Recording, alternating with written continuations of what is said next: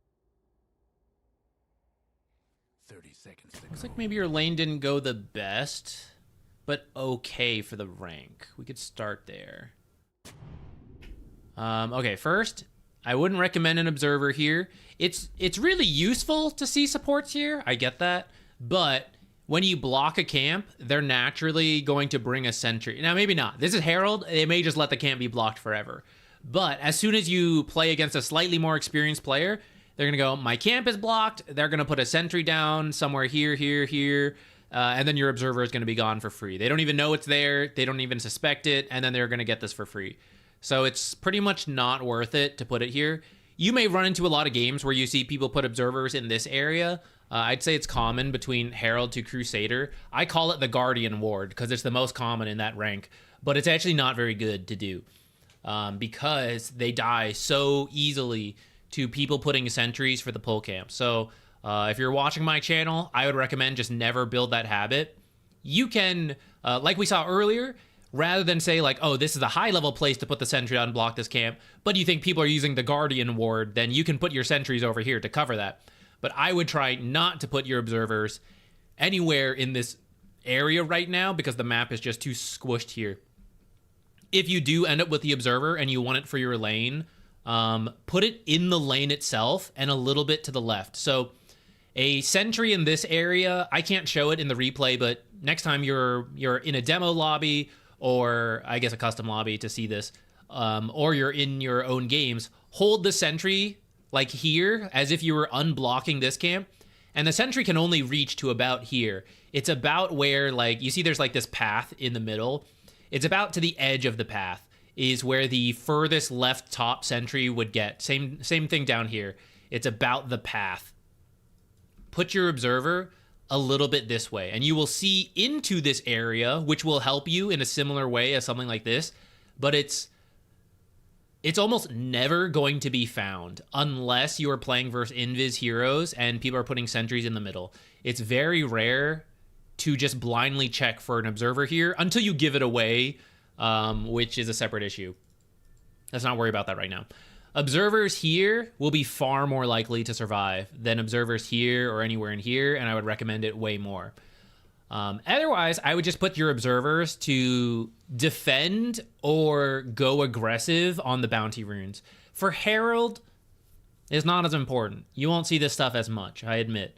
If you're in any other rank, going for bounty runes is more common, and I would say the first observers, one will go in the mid lane and one will be dedicated to the bounty fight. Because you can have so many games just decided by someone getting first blooded. It just determines the laning stage. When people are bad at laning, it just snowballs so quickly. So it's worth the observer, even though after the bounty fight, it doesn't really do that much for you because roaming doesn't happen. But something like this, where where PA feeds, because several heroes show up, a lot of PAs will just be done. Like, the safe lane is over. She might be raging out, like, giving up. But she also might just, like, keep trying to play aggressive into a guy that he went no items, got a free first blood, so he's going to get straight Vanguard, and you're not going to be able to touch him. Like, the laning stage is just done. And if your observer helps you to deal with these kind of bounty situations, then it will be more useful than putting it here and then losing this right away. How long into the game should you block camps? I would say by around the 5 minute, you can start already thinking about not doing it anymore. The pull camps are the most important for the first few minutes up to about level 3, level 4. Beyond that point, heroes start to pick up enough items and levels that they can kind of jungle. It's not the greatest, but it can kind of happen. At that point, caring about pulls and equilibrium is not as important. For pub games where the laning stage goes a lot longer, it is okay if you care about pull camps a little further. But in my games, and I'm not even like the highest rank, you know, but like in my games, you won't really see people start to do it after like 5 minutes. Like if this is here, of course I unblock it. And if they block it again at like 4 minutes, I will unblock it before I leave the lane or something. But you will rarely see them like, oh, it's 7 minutes, let's block this again. It's just not worth your time. Or the money.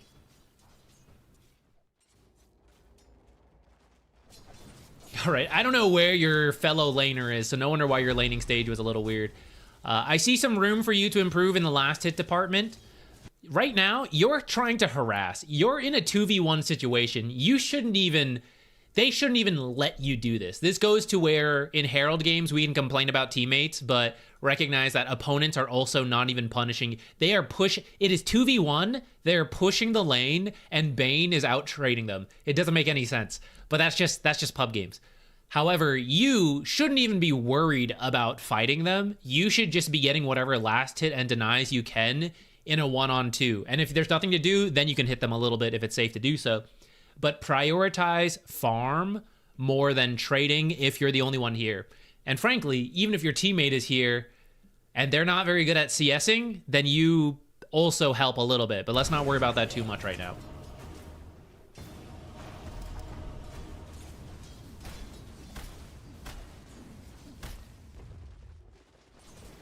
Okay, he's back. So like stuff like this. You see CK's going freaking hard here. Now we can kind of position here to help him a little bit, but he's way too aggressive and we're missing free gold. So this is where you would focus on this. Like you stand in between and you watch it and you get whatever CS is available.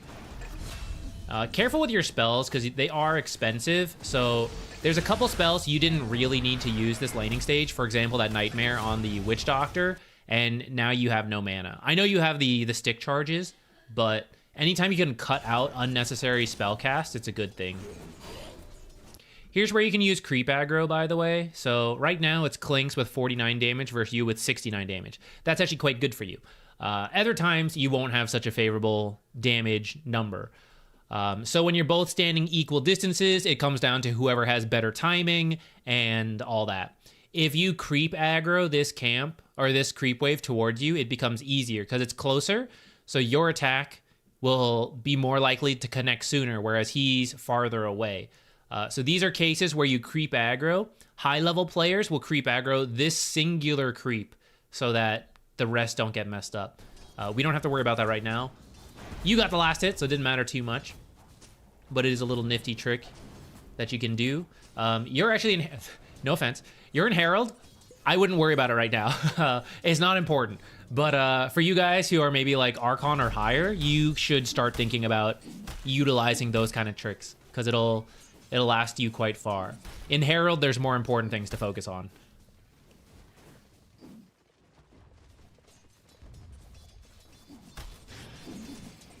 For example, this type of spell casting, which is one, if you're going to Nightmare him, you should be attacking. That's the point of Dreamstalker. Nightmares actually, or Sleepwalking is actually the better facet, I would say, for Bane. But like, let's go back to this. So the reason I'm saying like this is a waste. Are we going to dive a full health Witch Doctor under his tower at 3.5 minutes? Probably not. So when we Nightmare him here, what is the point? You know, we're not setting up on him. Even if we could dive him, there's actually a full creep wave here, and it's the banner creep. So this creep wave is worth 200 gold, 250 if we include the banner going to both of you guys, roughly speaking. That is pretty much how much this Witch Doctor kill is worth. So if you kill him right now and miss this creep wave because you guys are killing him, you're not getting more gold than just farming. My game just crashed. You're not getting more gold than just farming, and you're probably taking damage because you're probably diving a tier 1 at 3 minutes. You're going to tank a bunch of damage. So that tells me this is not really a good time to do this. A much better time to do it is to finish farming the creep wave, and as the last creep is about to die and he's like going up to deny it, you sleepwalk him into your creep wave so that he exits the tower, he's surrounded by creeps, and then you stun him and you jump him. That's a really good time to go. But while the creep wave is first meeting and he is under the tower and we don't have sleepwalk, that is not a good time to go. So that ends up being a very expensive spell that doesn't actually do all that much. And of course I'm being harsh. I'm saying it like it's super obvious. I recognize it's not, especially if you're in the process of improving, then you don't know when is a good time to use these spells or not. But that's what I want to point out and for you to reflect on, especially if you look at your own games, look at the spells you used and ask yourself, like, what did this accomplish? Did I really need to use this spell? What would have happened if I didn't use this spell? And the more times you can cut down the unnecessary spell usages and only do it when you're like, hey, there's a lot of value here, I'm going to use a spell, then you're going to have the spells for those moments, as opposed to burning them all way too soon. And then it's like, oh, here's a great time to use a spell. Oh, I don't have any mana because I had 4 spell casts that didn't matter earlier. You'll miss the good opportunities if you throw things out too soon.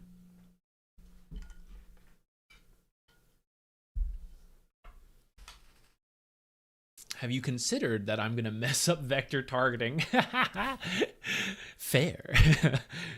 In those cases, you can. I do think it's okay to recognize your own limitations and play in... Why doesn't this clear? I swear I've looked through this.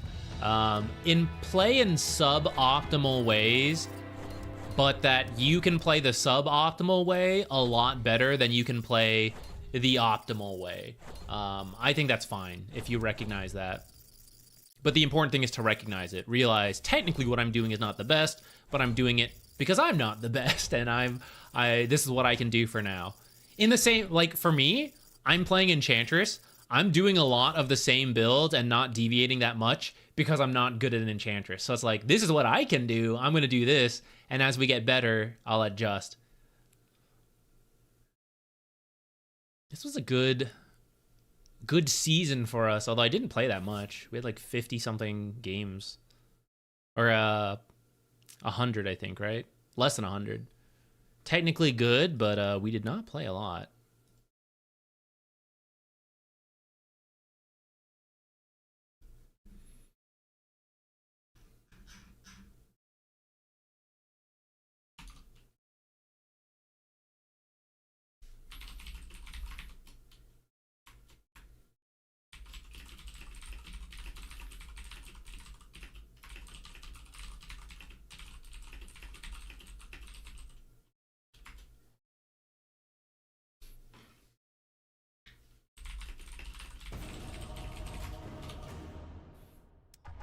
Match quality too.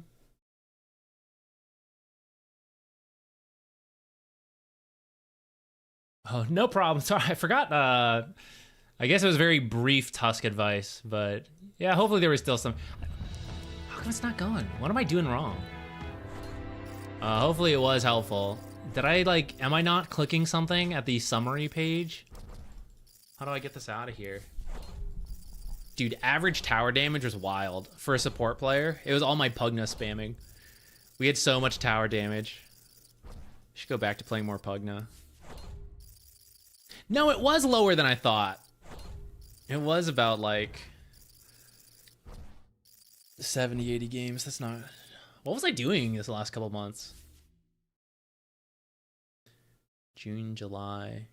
Wow, we played like nothing in this. I guess I was casting. Was that July? What was my July schedule?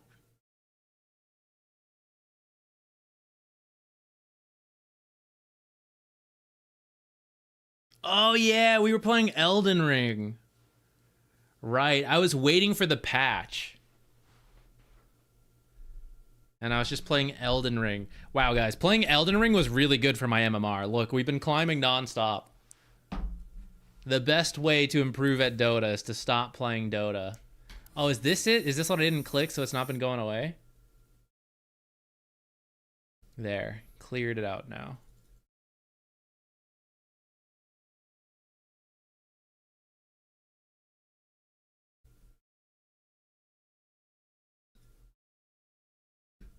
What'd you think about that Pugna pick in Game 5 of the finals? Where did they pick it again?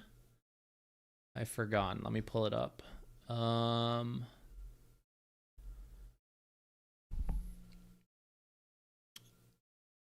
It was into Naga, Pango, Disruptor, and then they comboed Shadow Fiend and Pugna. I do like Pugna in general. I don't think it had the greatest synergy with their other heroes in terms of setting each other up, but I do think Decrepify with Requiem is pretty good, and also the fast tempo is good. Because I think they're looking at this Naga support. You know, the longer the game goes, the harder it's going to be for you. So if you can have a fast start with, like, Earthshaker has Echo cooldown, I know, but, like, he's got a bunch of other stuns that have low cooldown. Shadow Fiend can push pretty fast, and then Pugna can just be, like, blasting stuff. So I think maybe that was some of the idea for XG, is, like, we're gonna play fast, and Pugna is one of the best for that. But that really depends on, like, winning your lanes and then, like, doing it. And as soon as it doesn't work, that's where the synergy is not as good. And that is a bit unfortunately for them what happened. Though actually, I think there were moments anyways in that game. Hey, Bae, what's up?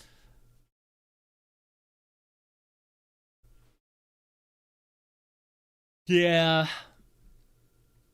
They usually did go for later stuff. But I don't know. Pugna's actually, like, not even bad that late. So maybe they just, I don't know. Maybe we just didn't see what they wanted to in the end.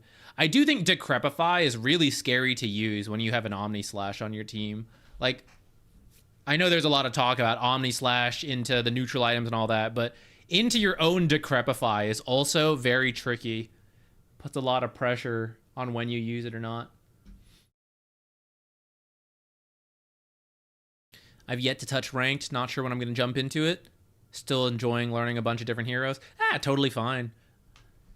It doesn't... If you want to put off Ranked, play 1,000 unranked games, and then do Ranked, as opposed to do 200 unranked games, and then, like, 1,000 ranked games, you'll end up in a very similar spot if you are always trying to learn and improve. Because at the end of the day, you are practicing and improving over the 1,000 games. And whether you artificially put that under unranked versus ranked, it really doesn't matter that much. So whatever you prefer, if it makes you feel more comfortable being an unranked while you learn stuff, totally fine. A lot of people, like me, I don't care. I'll do stuff in ranked. I know I recognize it's a little griefy to some people, but it's all the same to me.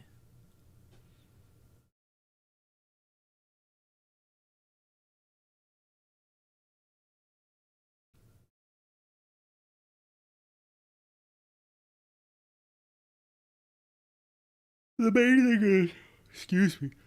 The main thing is not getting stressed too hard, because when you get really stressed, you won't play well in ranked. So if ranked is this whole boogeyman in your head, that's where it's much better to do like unranked in the learning process.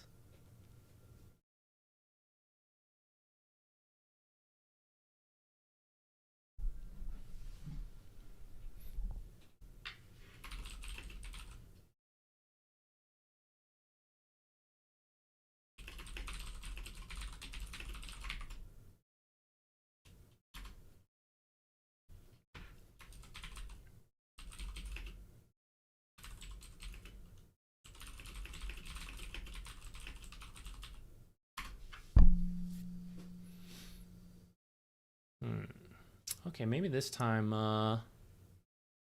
maybe it is RimWorld time. I'm telling you guys, this is the downside. This is what happens when you gain too much MMR and dead NA servers. Queue time goes up 5,000,000%.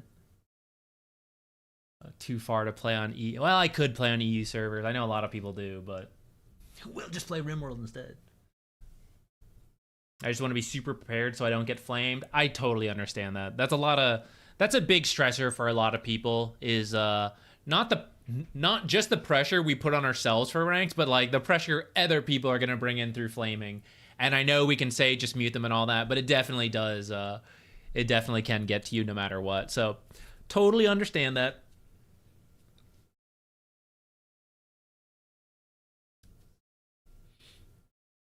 Would TB have been a better carry that last game for XG than Jug? Oh, who's that? Thank you. What? Rimwald, ZQuixotix. Joy K, how do you always sneak in at the as soon as the variety starts floating out, you make it in. Terrorblade, maybe.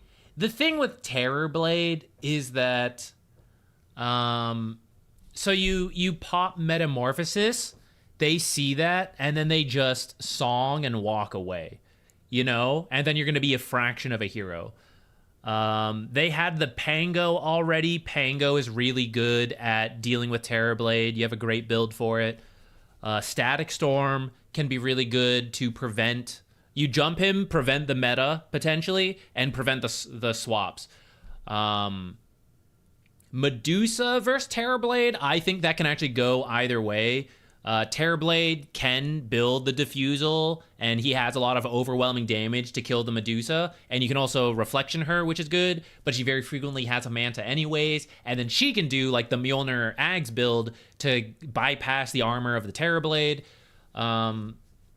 So I think there's merits to it, but the Juggernaut gave a little bit more in the way compared to the Terrorblade. I think the idea was that Omni Slash can help you deal with roll. It can help you deal with Static Storm along with the spin and kinetic field.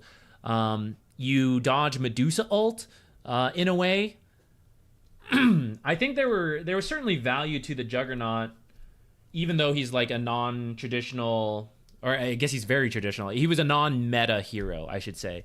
I don't think he was the worst, but ultimately I think I don't think XG played all that well that final game once they fell behind, which you can say is like the draft, and I think that's fair. But I think no matter what hero they picked, Falcons was really playing well, and I think it was going to be tough no matter what.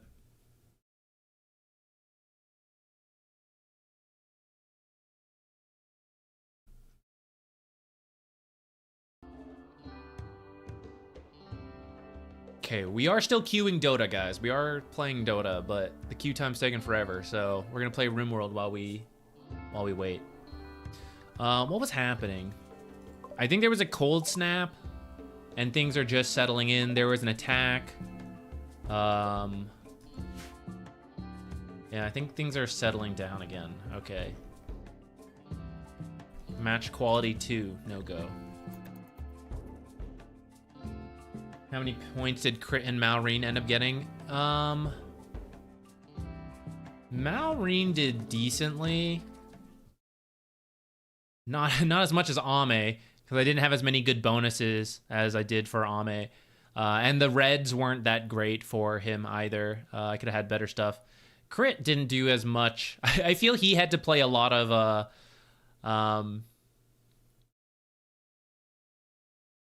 backline heroes, I would say, while Snake King did a bunch of farming. Maybe I should have put Snake King instead. I bet he scored really high. And the games tended to be stomped, so he didn't have a chance to like ramp up the money. Alas.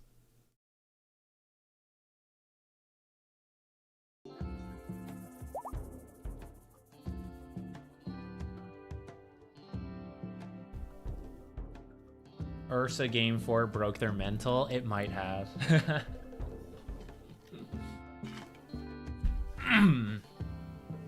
Did you hear about the RS League? No, what about it? Like, let me make sure I'm... Like the old school RuneScape next league? Or what are we talking about? We're talking about someone else? I didn't know they announced anything for it.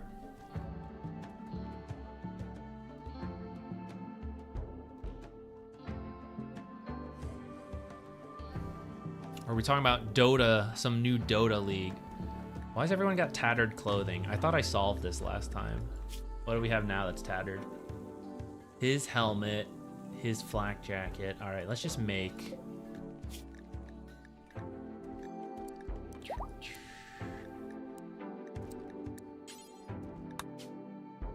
Steel cloth components. Yeah, we have enough.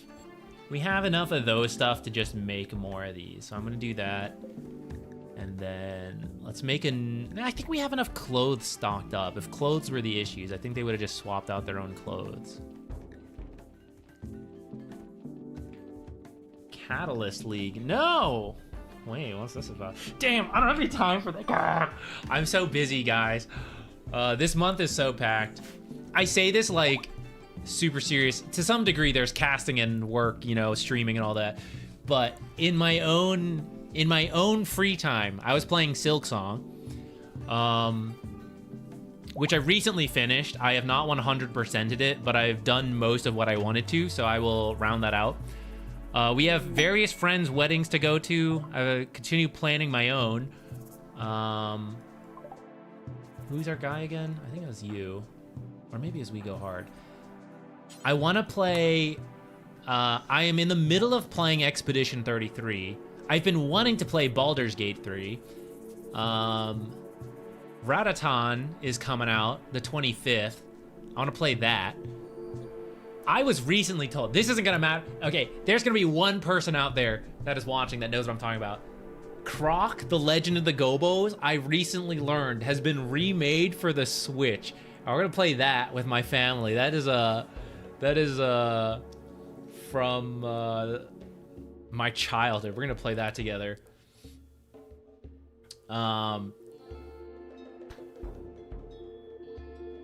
When's this RuneScape League? There's not enough time. There's not enough time for everything. It's still day one. It just started. Wow, I really have no idea what this league is. All right, I'll just I'll watch other people do it. I'll live vicariously. Yeah, I'm really liking it. I don't want to no spoilers, please, but I've really been enjoying it.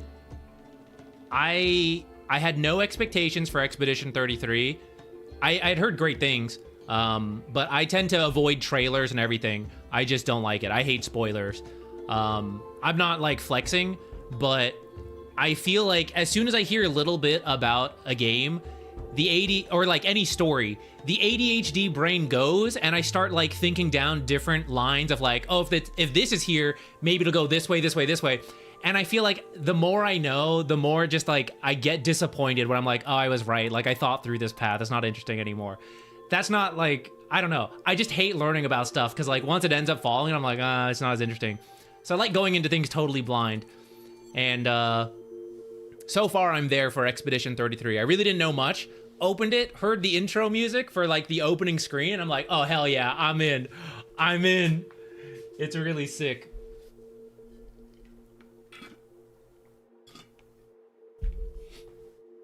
My fiance likes it too. She doesn't usually play this game, but she likes doing the parries and the dodges in the fights.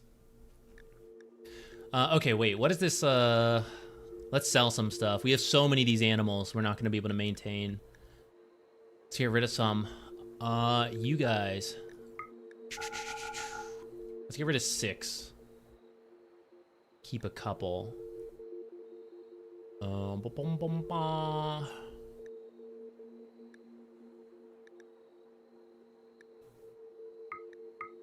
Always be buying components. What? Wait, guys, look at this.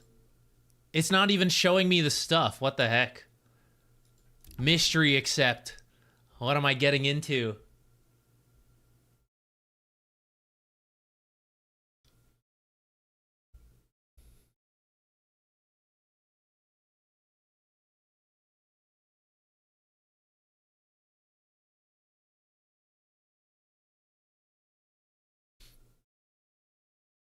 She just likes doing the dodging and the parries. She isn't... she's kind of interested in the story. But we're very different in this regard. I love not knowing anything about the story because that's usually what I enjoy. She likes good stories, but she does not care at all about like how she learns of them. So before she even starts something, she will look up a plot synopsis to understand if it's like something she's interested in. And she doesn't care if it's spoiled or not to her. She'll then still be okay watching it, like the journey along the way and the like moments that get there. But she doesn't care if she already knows like the end game spoiler reveal, whatever. We're very different in that regard. Oh, who's that? Thank you. What? Let me just refresh this. Oh, thank you. I appreciate it. Yes. Yes, we should all refresh that. No, thank you. I appreciate it so much. I'll have to. Okay, you're bringing the good. I'm gonna have to see what this league. I'm gonna have to see what this. What's the special thing about this league? The unique thing that they're doing. Oh, who's that? I thought he said. I thought they said they weren't Reminder doing that a Prime league. subs also exist and should be used. I thought they weren't doing a league because they were like focusing on. I'm on a RuneScape break. I haven't really been playing lately, so I haven't been keeping up with all the info. But I thought they weren't doing it because they were focusing on like so much other stuff about finishing the shoot. What's the area called? You know, the place with the Coliseum and all that. I thought they were rounding that out. I thought they weren't even doing the leagues.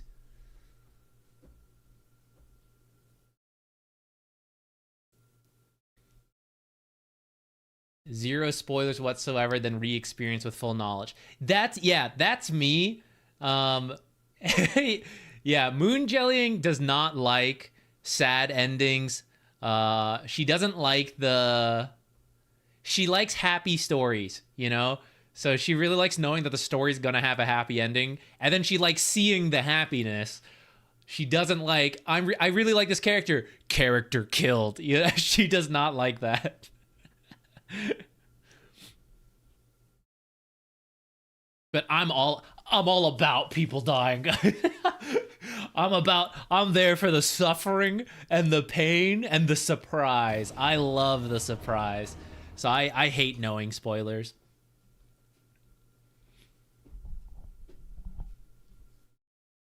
It's for RuneScape 3. Oh, no wonder why I haven't heard about it. Okay. I'll still read about it just because I'm kind of curious what they're doing. Yeah, for the first time, RS3 is having one. Yeah, I mostly just play the old school, so I must have completely missed that they were talking about it. Can you make a video reviewing TI? Also, guys, I've had Rimworld. Oh, thank God, we're still in the shop. I got sidetracked there. What if I had been unpaused and we just like fed and died? I feel like Disruptor, Bane, ET being top supports came out of nowhere. I don't know about ET, but I would definitely agree with Disruptor and Bane. But I think if you follow a lot of tournaments, you saw signs of it coming. If you only follow the tier 1s, then I get that. But right before, there was a Fissure tournament, which Disruptor and Bane were starting to make an appearance at that time. Snapfire ended up a lot more popular than I thought. Dark Willow got ignored a lot more than I thought. It kind of makes sense with like how and like what other heroes became good, so I kind of get it. I don't think I can make Glitter World Medicine, so I'm gonna buy that if we can afford it. I'm just gonna like put everything I want in the shopping cart, and then we'll adjust after that. Plasteel, let's get it. Oh, we totally can't afford it.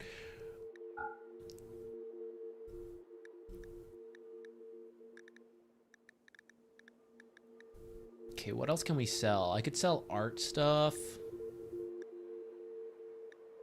We can sell some of the normal to good sculptures. Just keep the excellent ones for us to place down ourselves. And then are there more animals we can sell? I don't feel like I'm ever going to use this psychic animal pulsar. I'm just going to sell it. I would rather buy some plasteel to make better armor than just continue to hoard this psychic animal pulsar that I think I'll never use, and it'll just add to our money.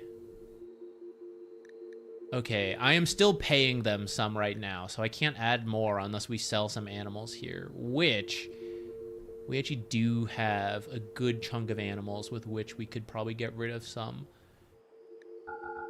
Probably get rid of some ducks. Just a couple, but we'll get more. I'll get rid of a couple more. We'll get more ducks through like just over time. In the same way we've got like 17 Muffalo calves, which I'm actually gonna sell most of them. We don't get as much money because they're babies, but like I don't need that many adult male Muffalo, so let's just get rid of them while the trade ship's here. And then we'll buy some plasteel.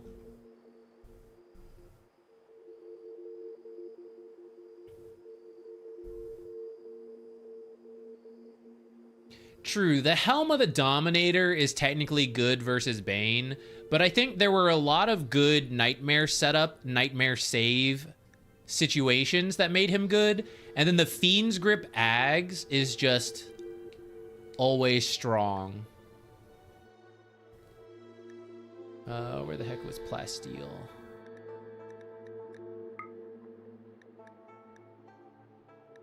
I'll do... I guess I don't need that. We'll get more. I'll just get like this way. Let's get like 100.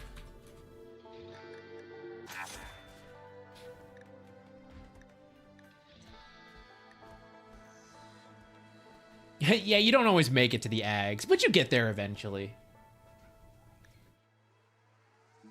It's the late game insurance that a lot went to. Were you surprised there was no new hero announcement? Yes. I definitely thought they would do something. But alas. I hope it'll just come later down the line. I think this TI was pretty hype, all things considered, and I think that does go back to like changing the API and not doing as many brand new patches allow teams time to try the best stuff and then explore other things. And then you still get some surprises like Helm of the Dominator, you know? So like credit where it's due. I do think we had a lot of great group stage games, and the grand finals maybe wasn't as close as people would love, but you know, it was at least 5 games. So I'm going to hope that continues. But usually there is some form of announcement. So it was a little sad that didn't happen. I thought the content pieces were really funny, though. What they did this year. Those were great.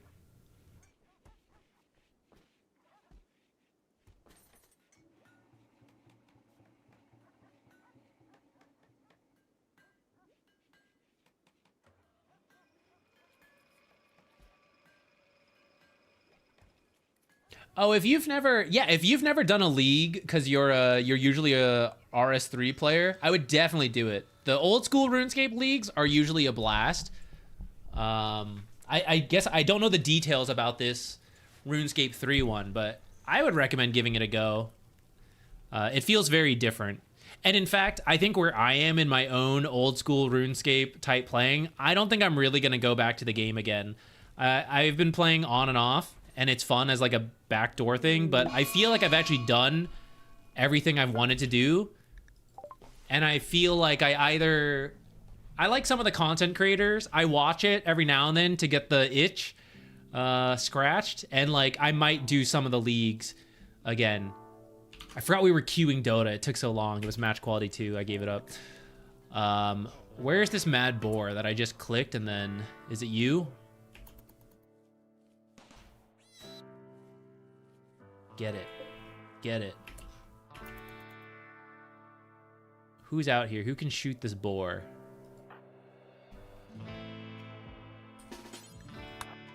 Don't melee the boar.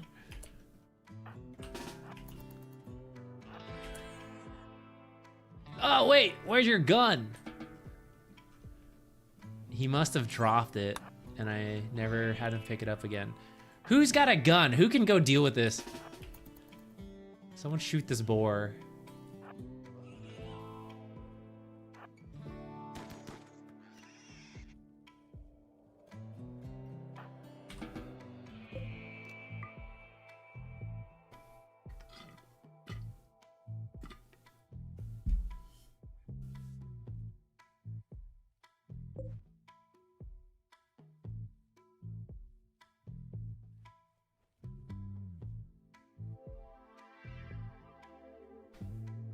Yeah, I do hope, look, the way Valve functions is that they do what they want to do. They don't really discuss it, and when it's ready, it comes out. As frustrating as that can be sometimes, there's also a lot of good to it, I think. I understand why they do it, and I think... to some degree, if you've played the game this long, You gotta recognize that's how it is. It's like going into a pub game, assuming it's like, if I only had good teammates, I would win more. Like, I'll have a good time if I have good teammates. You gotta know there's gonna be toxicity, right? Even though I'm not encouraging it, like, you gotta know what you're getting into at this point. And I feel like Valve, in a way, is like, you gotta know you're not gonna get a lot of communication. And then when something comes out, it'll be relatively polished and they'll be pretty, like, they'll be relatively happy with what they've done. I am always ever hopeful that that will continue to be the case, that whatever they didn't announce this time, they're working on like a cool game mode, cool Crownfall event that will reveal the hero. It'll have stuff, and when we get there, we're gonna go, this is awesome, but they're not gonna talk about it before then. But it does put you in this eternal situation of like, I just hope that's the case. I don't know that it is the case, but I sure hope it is the case. I'm just gonna be in that ever optimistic, I hope it's on the way.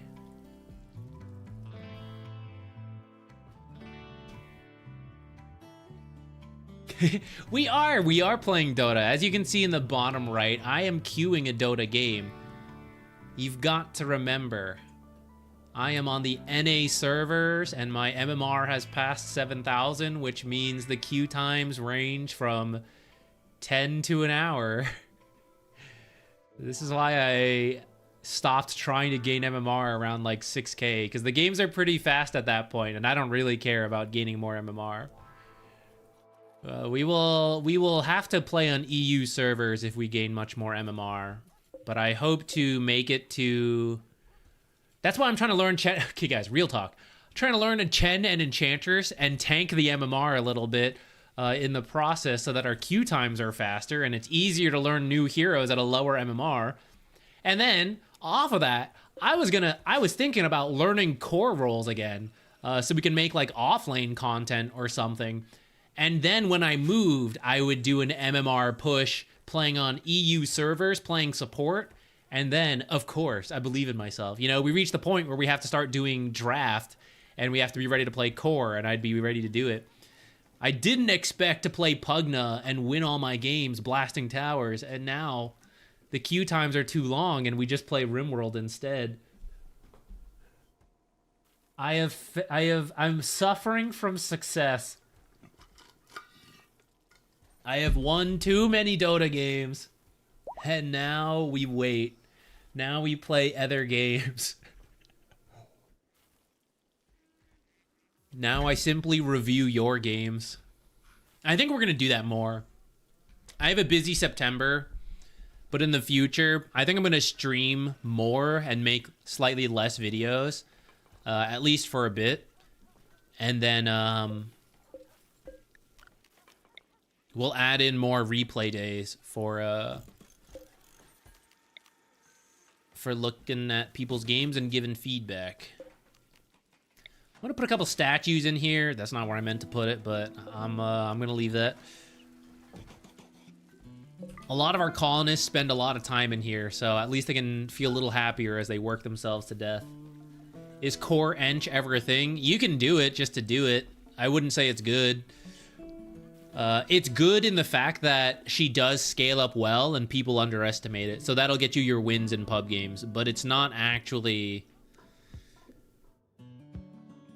It's a straight damage dealing hero, a tempo damage dealing hero, which you can do a lot of it from support. So there's no real reason to play it as core besides wanting to get to the damage. So I would say, you know, that fits the carry role a little bit better. But people tend to play it mid, off lane. I would say off lane is kind of acceptable, actually. It just doesn't make that much sense there as a core for like how much you need to farm to get really strong.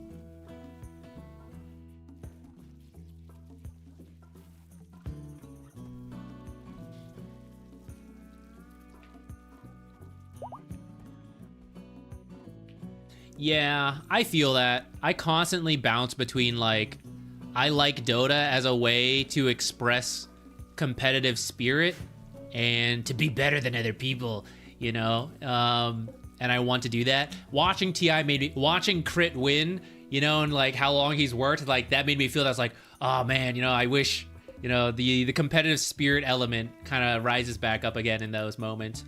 But I'm also at the point where it's like, you know, I don't think I'm really doing that with my life at this point, and I'm okay doing the more educational stuff, having fun. And I also think about that as a caster, like, am I really going to try to become like a hype caster? Or how much time do I want to dedicate to try to have like ex-pro player level analysis? Could I ever really do that as someone who never played? Shit. Out of habit, I pressed requeue. That was actually a match quality 3 game. I should have accepted that. Oops. Would I ever even be able to do that if I tried? You know, I think I could. I think I could up my analysis if I tried. But I don't think that's strictly what I need to be doing. I think a lot of people for Dota, I think what I want to do is I still want Dota to be really cool, but fun. And I think that's where a lot of us struggle, either because you just don't have the time anymore to play the same amount of Dota and the high level you want, or because it does get toxic in pub games and it's just like, it's not fun sometimes. As a caster or as a content creator, I think I want Dota to be fun, whether you are playing it or not. And I don't think I strictly have to like push myself to be a lot higher MMR to deliver that.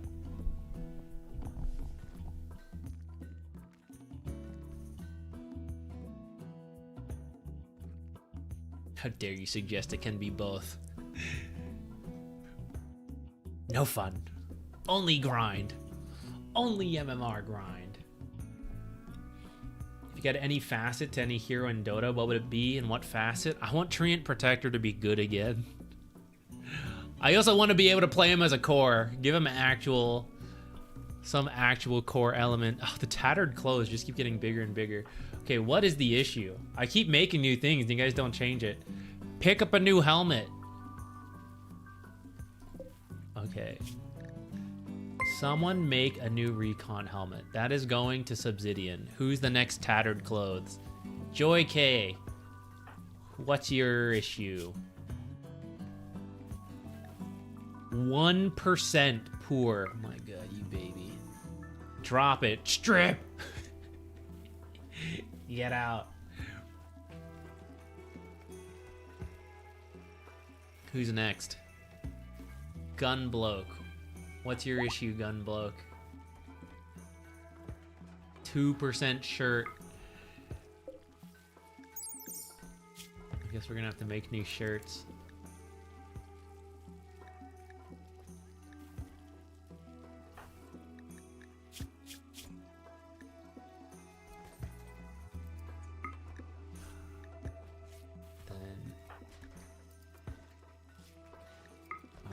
People were unhappy with their shirts. Hopefully that's better now. And then when there's a new helmet, we'll give it to, what's his name? Oh no, match quality 2. Alas. Where are the other shirts I had you guys just drop? They're just sitting somewhere in the colony now.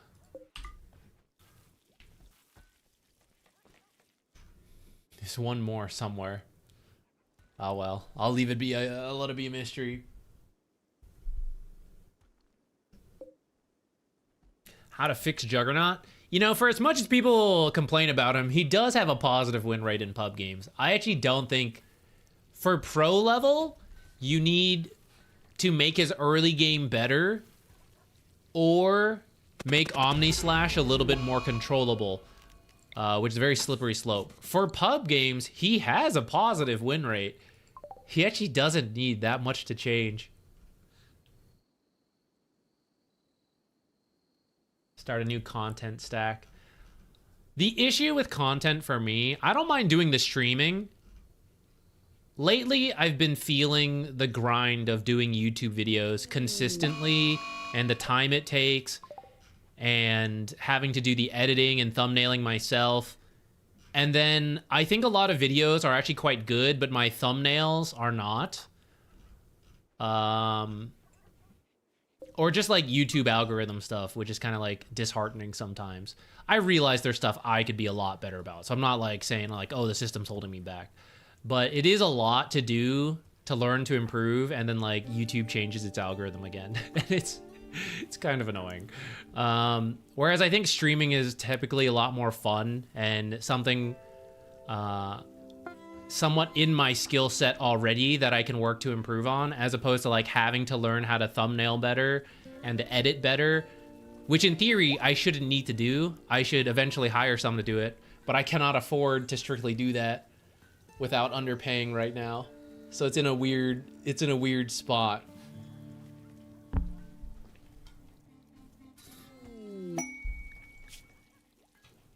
That's why I think I want to reduce the amount of videos I do, but be happier with them, and reevaluate like what type of videos I want to make. I'm not gonna do any of this. Maybe this one, because we were actually looking for plasteel, but we must survive this heat wave first. But I do worry about, can't help but worry about my future of like, I think Dota is fine right now, as much doom and gloom as there always is. But will it last 40 years? Probably not. So at some point I have to pivot into something, or until Dota dies, I have to suddenly make a lot more money to be okay when Dota dies. So I feel like I regularly revisit the existential crisis of like, what am I doing? And if I want to continue doing this, how do I keep improving and find success in a way that will carry over even if Dota dies? Or make so much money right now before Dota dies that it can die, and that's okay. And I think lately I've been revisiting that again of like, what should I be doing and what should I be focusing on? Are there not AI agents?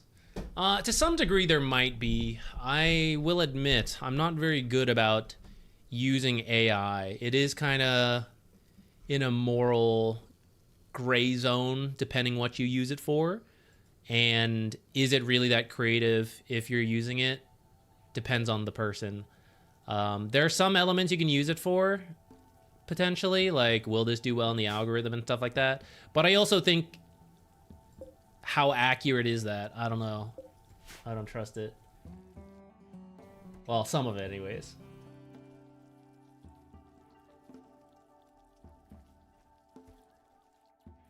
On the chat wheel, is it saying my fault or don't give up? I use don't give up. I like don't give up. I do have a sorry voice line as well. Think content creators make too many videos, daily uploads and whatnot are ridiculous. It depends on what type of content you make, I think. And you're gonna, for every person who says, I wish people had less content, there's gonna be someone saying, I wish there was more content, right? So it's very tough to say. And it's actually important to just like identify your audience. So for example, you build an audience that is okay with you making a once a month video. That's fine. You know, the people who want the once a month video will gravitate towards you. The people who want the daily content will gravitate towards the daily content video. I think part of my trouble is that I have bounced around different styles. I think that's confused YouTube a little bit, but also confused myself and like, what have I enjoyed doing? Oh, are we gonna finally find a Dota game? At this point, I'm so out of it mentally, Dota. Okay, we're in. We gotta refocus on Dota.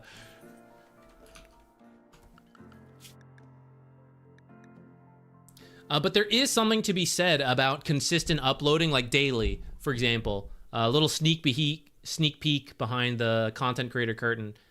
The more consistent you are...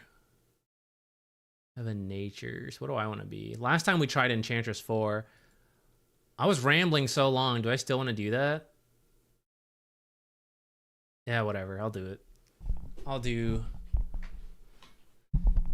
Ench 4. Oh, sorry. I didn't switch back yet. There you go.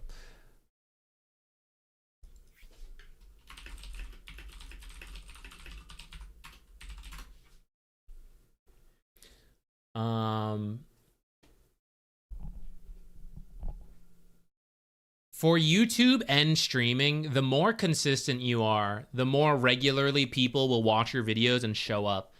And there's a cycle that is built. I don't mean to make you guys sound like a product, but it is, you know, it is somewhat of the reality. People build a habit. And it's like, oh, Zach always streams on these days. You keep tuning in.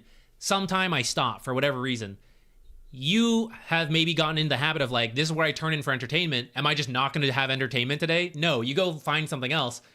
And maybe you like that. There's nothing wrong, right? Like, this was also a good time. You get in the habit of doing that because I'm gone for the week. That's your new habit. So a lot of content creators struggle with this, where as soon as you break the habit, people tend to like move around. There's nothing wrong with that. That's the reality of it.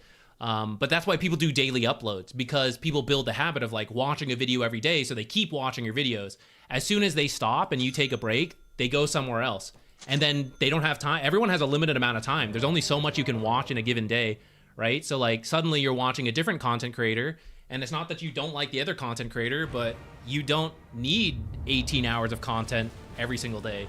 You only need a certain amount, especially when the YouTube algorithm, as soon as you swap, only recommends one of those videos. They don't even recommend the other one anymore.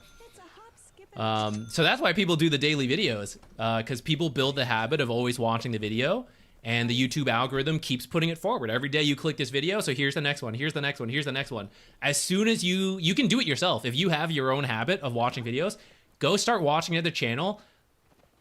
Immediately, the YouTube algorithm will switch and stop recommending the old channel so quickly. Nimbly I go. All right, I've been rambling about random stuff so long. I have to play Enchantress 4, guys. What am I doing? Pull it together. Focus up. Don't get hooked by a pudge.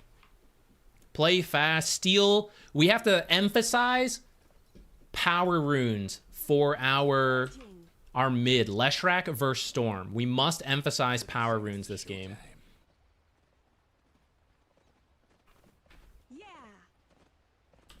I liked the Dominator spam. I know a lot of people thought it was bullshit. I thought it was genuinely fun. Isn't it more interesting than watching Carrie's farm Battle Fury? We have Pokemon battles going on. Because of the Helm of the Iron Will, people are fighting more. I think it's cool. I like it. And they're off. Aw, I should have grabbed it.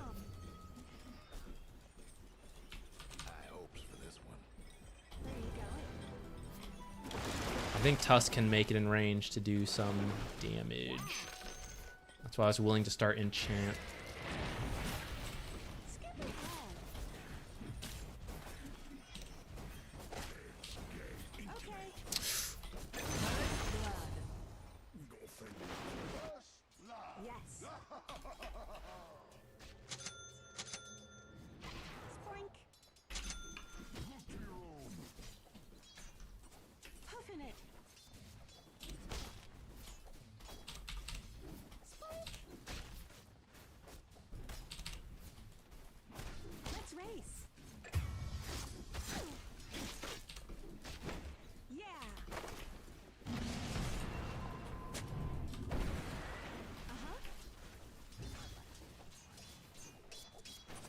Let's hope top lane carries us. I was a little delayed to this lane because we were there going for the first blood.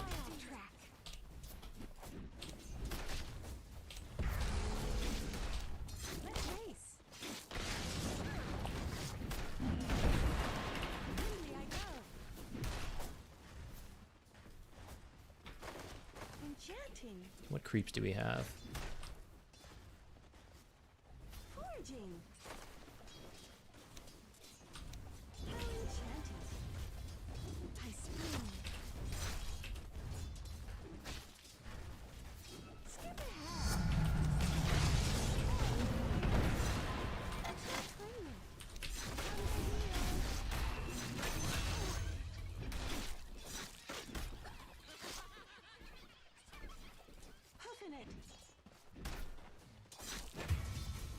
Level 3 will have the Wild Wing Ripper.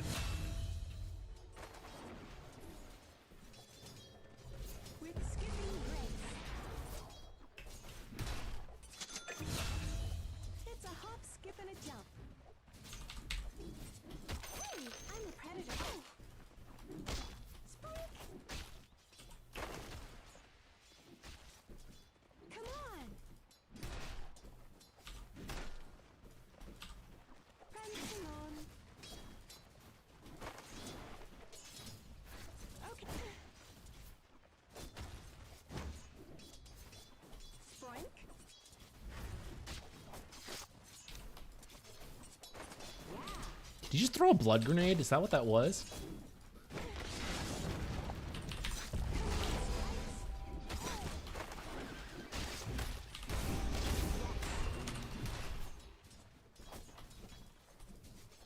Here I come.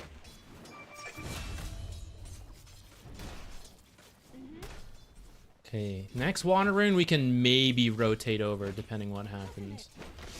This range creep, get off me.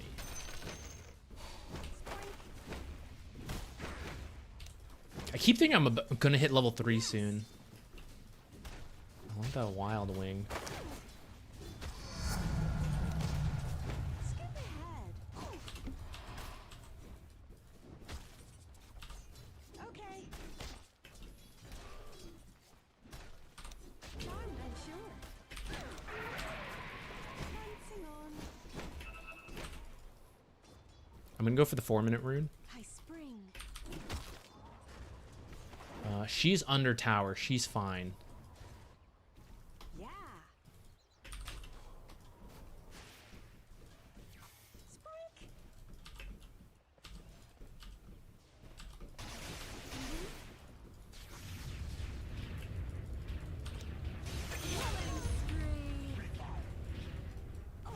Do you want this one bottom?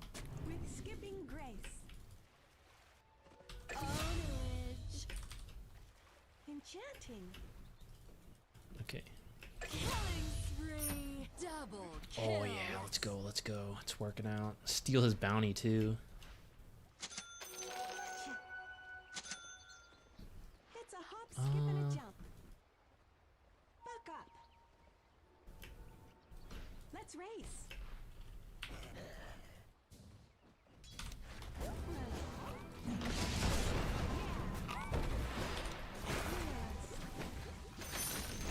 Foraging.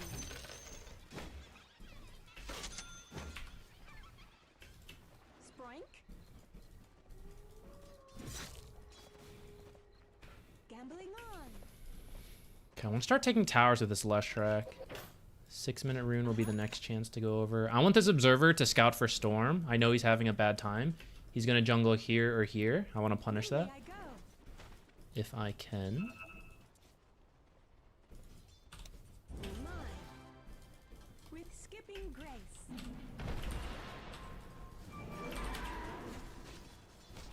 Okay. Horns out. Ownage. I spring.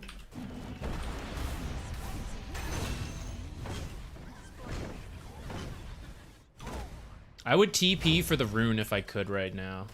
Uh-huh.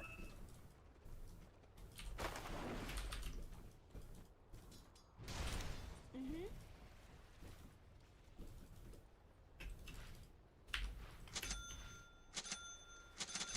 Prancing on. Pray tell. Gambling on. He's coming over here. This is a little risky. I thought he was. I don't know what he's doing.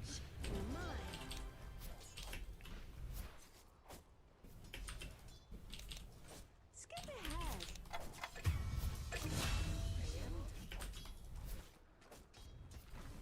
Boink. Buckle down.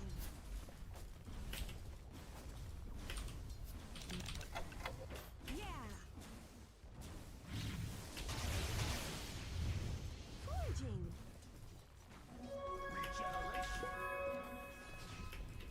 Let's race. Bearing down. Yes. Puffin it. Charm, I'm sure. It's a hop, skip, and a jump.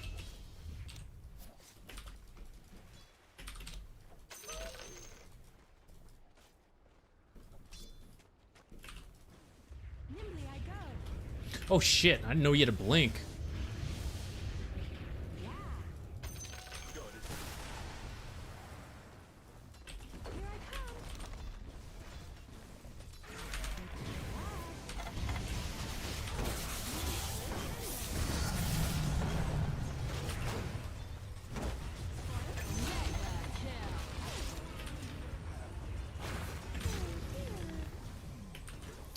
Okay, I would have chased the lion harder if I realized he had a blink, because that would have been a really easy kill. I just didn't realize he had it. Otherwise, I could have hurricane slowed. It's an okay drum game, but I don't actually think I need it.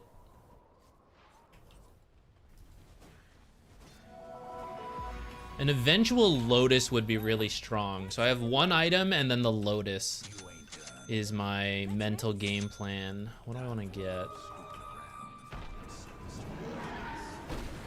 Glimmer to just tank up. Treads Glimmer, maybe?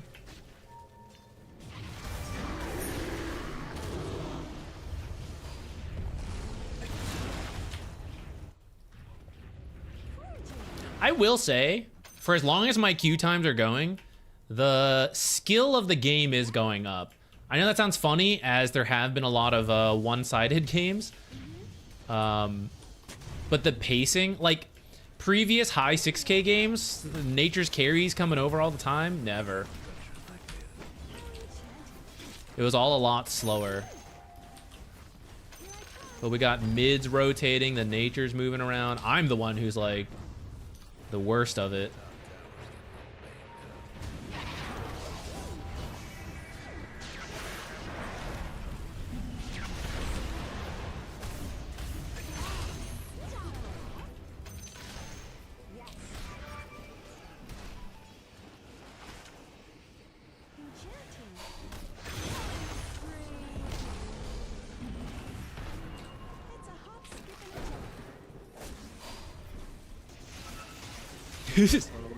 Kind of deep. Block the hook.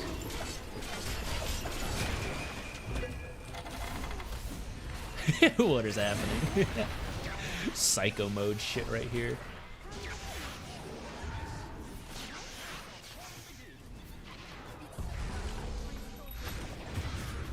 Ah, damn. I almost had this for the hurricane.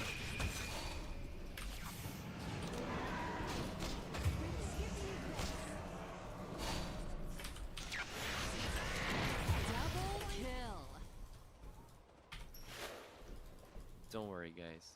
I will carry this game. All right, believe it or not, guys, I believe we went a little too far there. Just a little too far. Prancing on. Gambling on. I am part of that problem. Yeah. Skip ahead. This is fun.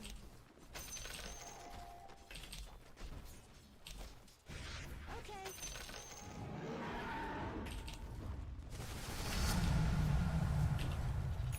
It's a hop, skip, and a jump. The other fella's bottom With skipping tower. grace. Nothing but fragments now. Sproink. Get him.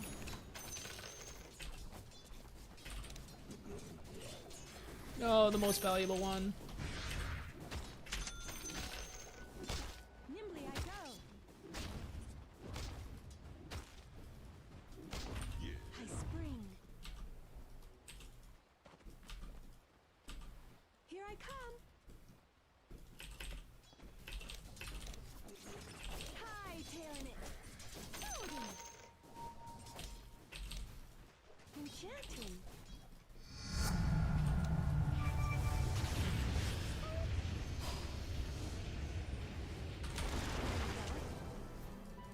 Yeah, come on, monster kill. Yes.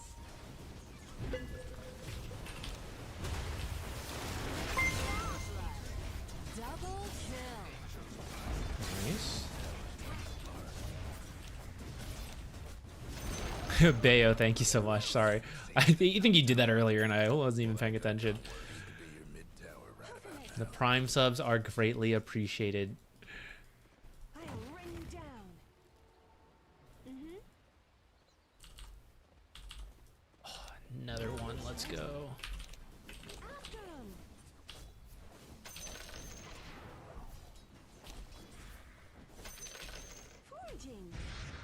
Can maybe kill Bane if Tusk's helping out. Let's race.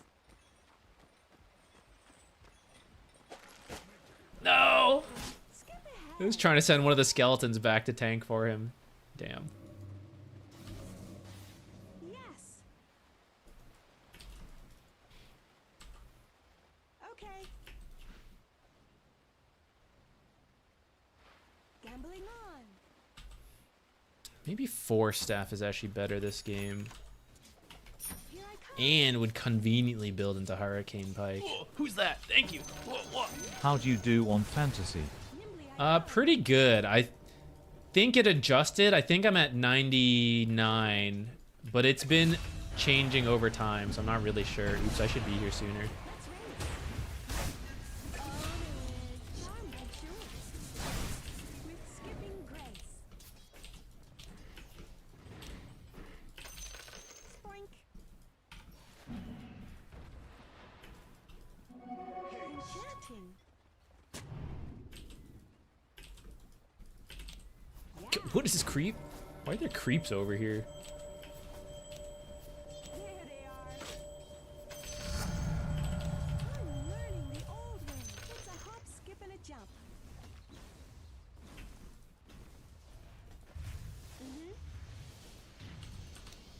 How enchanting. Yeah.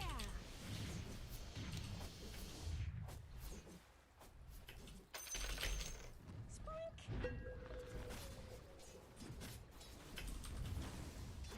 Foraging.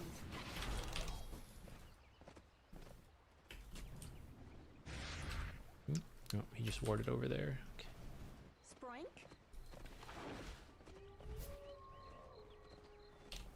Prancing on. Go, go. Ooh, I don't have another teleport. I spring.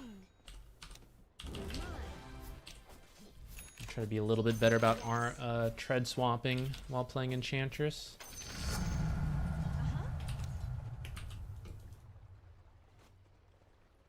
Yes. Spoink.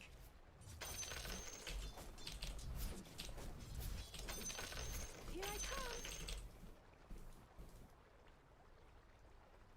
Bearing down. Enchanting. Pudge here. With skipping grace.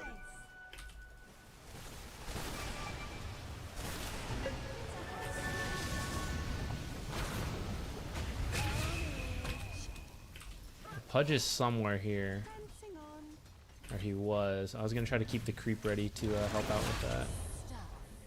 I'm not going to make it. Trample you. Just take this. Spoink.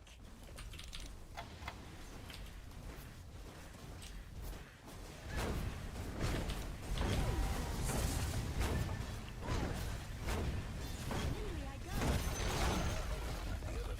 We can do Roche anytime. Let's race. Because I'm Enchantress. Puffin it. Holy shit! Double kill. Let's go, team! Great work, guys! Okay. I'm showing up so late, guys. I am definitely the weak link on my team right now.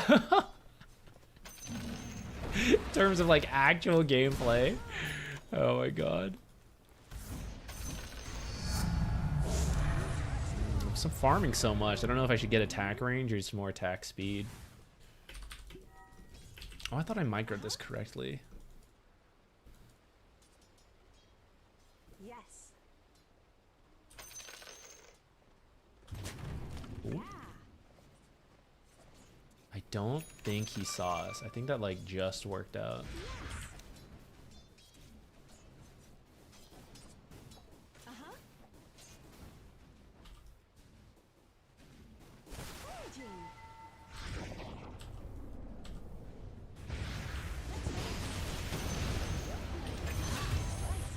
Ownage.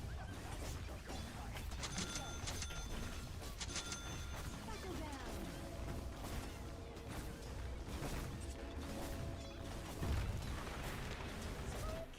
Go get a creep. This was not the path I thought I would take. That was kind of risky. Here I come. How enchanting.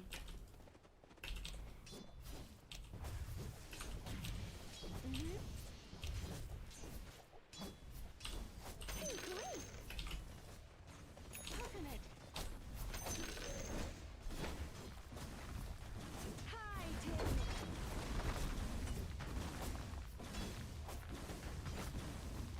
Dancing on. Fella's top tower had a little accident. Yes. Oops. That was a negative tread swap. After 'em.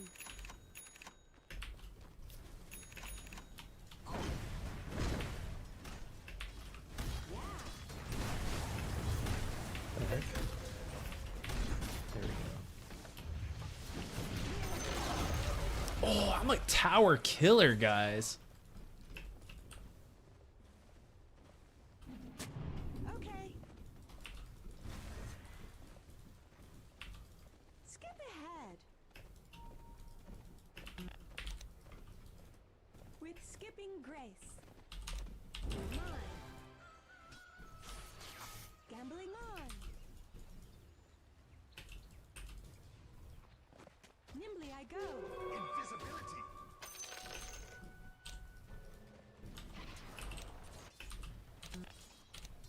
Sprite.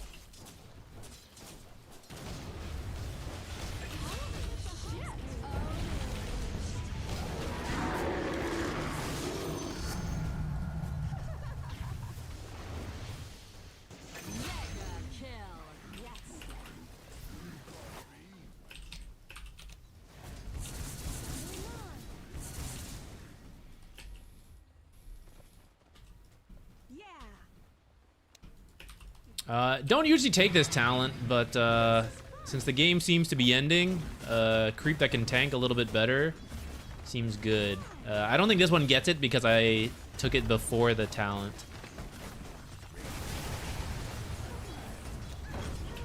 Let's get you 2 plus 10 armor, hell yeah.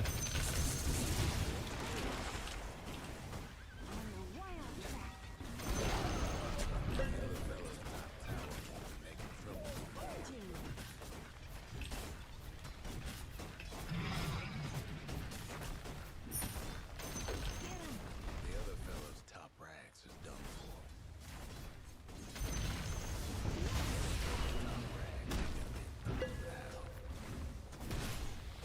for. Okay, I think we did a bit better this game.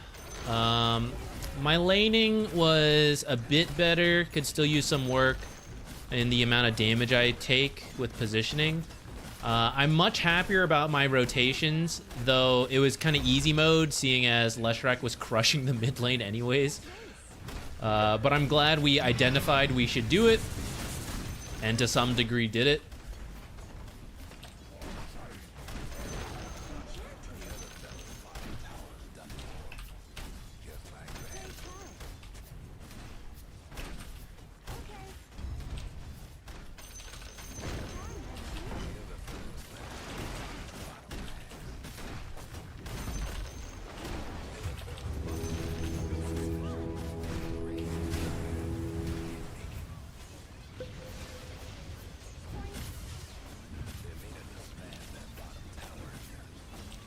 Yeah, I guess we did our part.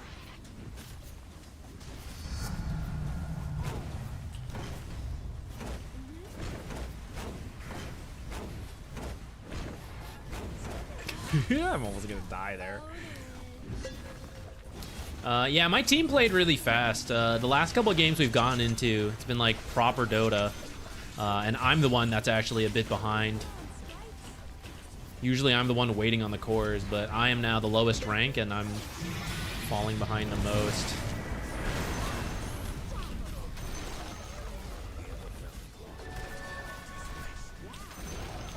If we were a little more focused, I think we could do it. Again, not meant to be a flex, but back in the day, although this is technically my peak MMR, I think there's also been a lot of MMR inflation. So I think there was a time where I was actually in higher ranked games. And it was also when the matchmaking was a little funny. So you were getting into like all these games. So the fast pace is not that strange to me. It's just been so long since I've had to do it. I'm like not prepared. I know I can do it, but it's so weird to finally be at the MMR again where it's starting to happen. As opposed to, we've been kind of chilling doing whatever. Game was shorter than your queue. Yeah, that's why we needed to find games like RimWorld and Factorio that can be played in the middle of the queue times. Although because the queue pop was funny, it looks like technically it says it wasn't, but we were in that queue for a long time.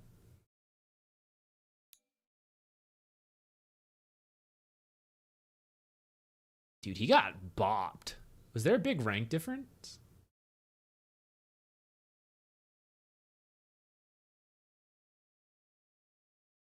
Oh, is this guy?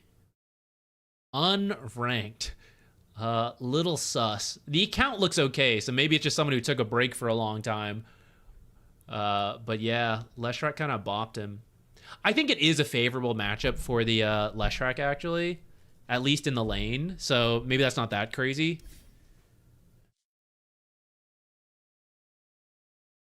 I did pretty well on international points. This is where we ended up.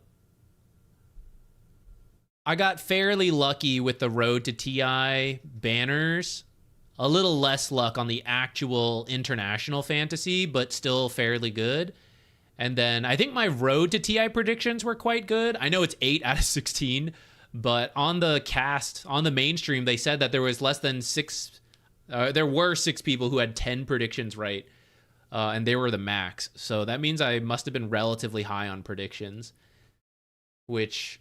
even though 2,500 points is not a ton, I think that does make, like, having an extra 1,000 points or something is pretty high.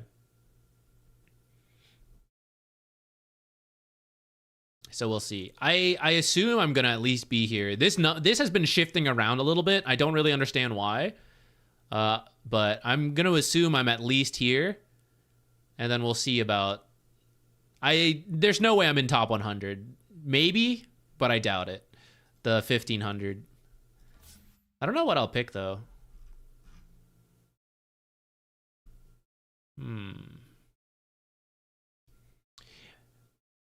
How long can I hold on to this Arcana token, actually? Can I wait to see the patch, and then it's like, yo, support Juggernaut's the new thing, and then we pick this? Who else is in here? I guess I would pick Zeus. Because for Pudge, we actually have the persona where he's the cute little soft toy Pudge. So I don't even need this Arcana. Zeus support is actually kind of a thing. I think I actually own Techie's Arcana. Hold on, wait.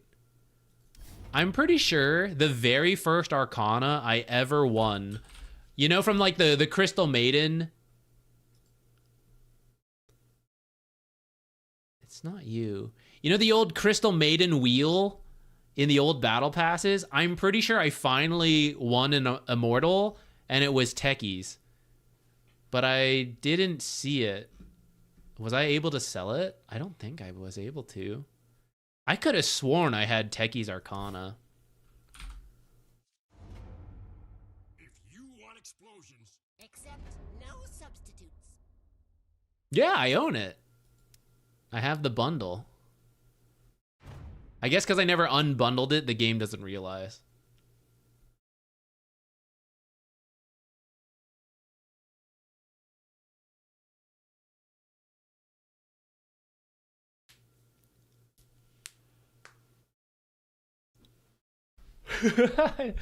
Don't think you can wait for the patch? That's true, maybe not. I know, Ricky beat me by like a few thousand, or like 8,000.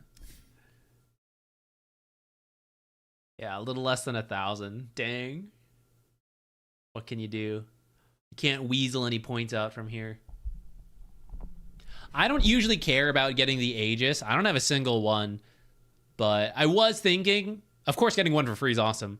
If I get the 50% off, I might buy one as a commemorative, this is the first TI we were part of.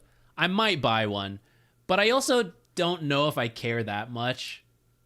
Like, I don't think I really need it. I think the voice line is my commemorative piece, you know? I don't actually know if I need the Aegis itself. But maybe. I guess we'll see if I even get in that. I don't think I want to buy a full-priced Aegis, but I might buy a discounted one. Wait, actually, before we queue up, I'm going to get... I need more water. I'll be right back. No, I had to buy my own voice line. And of course I was going to buy my own voice line.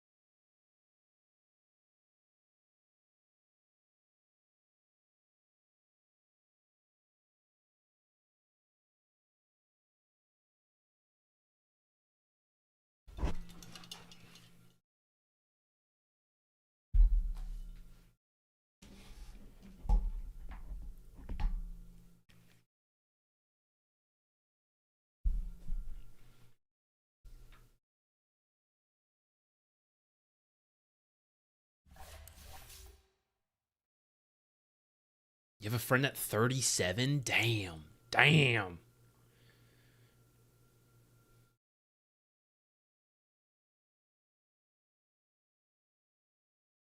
All in on Falcons and Paravision in the first phase. Yeah.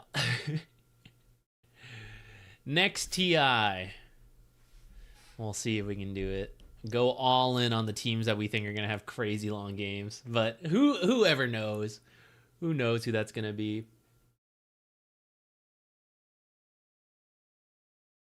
It's your first time doing it. You just did it without looking up any guides and messed it up. Sad. It'll be back next year. And free, apparently. In the past, you always had to buy the compendium, but hopefully it'll continue to be free. Do it for the Shanghai Major.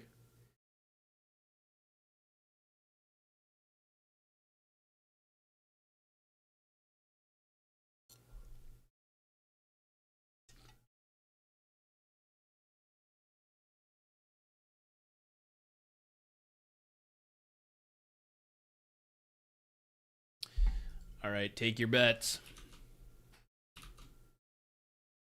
How long will this queue take?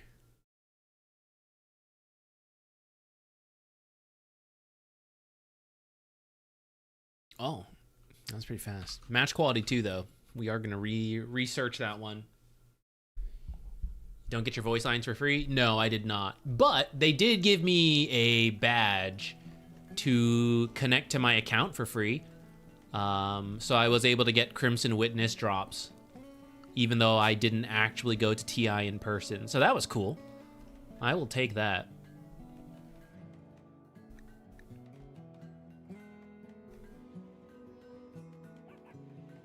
What do we research? Better armor. We could keep working towards our rocket. Let's see if there's any smaller stuff we need first. We could maybe get more entertainment for the people. Auto door for slight speed. Increase. Carpets as well from cloth. Can make the rooms a little nicer with carpet. Actually, maybe it's time to give people a little happiness. Let's get carpets. Maybe some medicine. I was lucky. I got 3 Crimson drops, actually. I ended up with the Sand King, the Phantom Lancer, and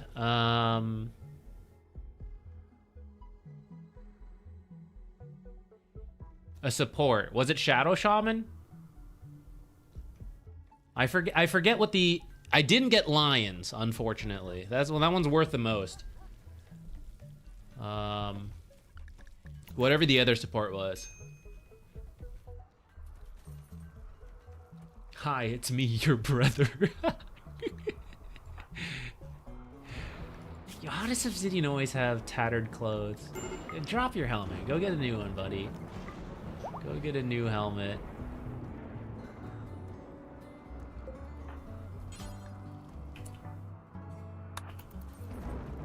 There we go.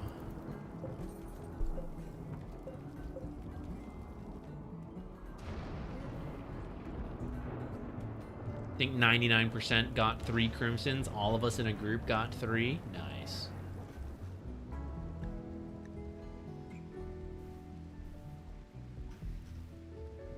Heat wave.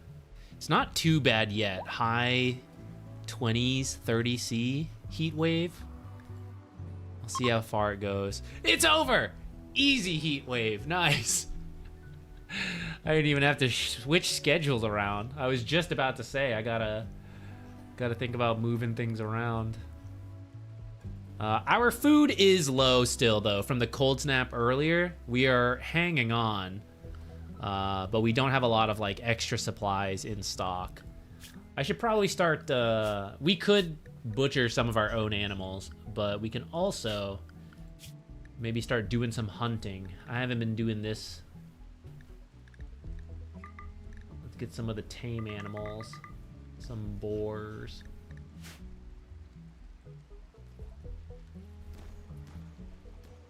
Match quality 2. Pass.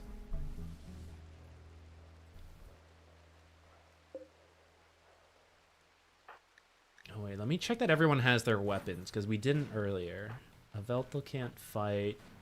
Everyone else... Okay, everyone else has their weapon. But we should think about... We've researched our super fancy armor. We need a lot to be able to make these, though. I think what we actually need to set up is transport pods. So let's... where's a good place for this? I have my chem fuel here. I guess just up here is fine. We'll just launch people from here, but they're gonna have to... They're gonna come back with shit and then have to carry it all the way across. Building it somewhere over here makes the most sense, but I haven't really given myself room to do this.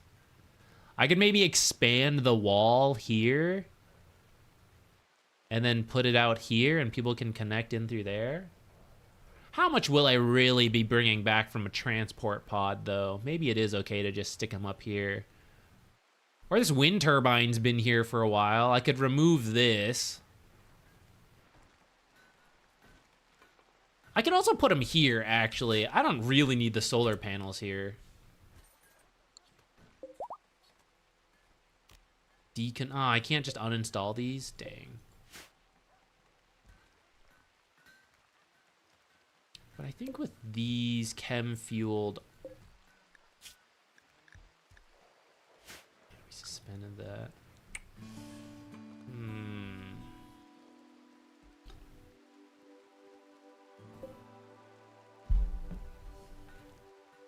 I think we move this. We deconstruct these. I don't think it'll affect our power too much because I have these going. Although it looks like we barely have any excess. I don't even know what's using so much power. I guess it's this.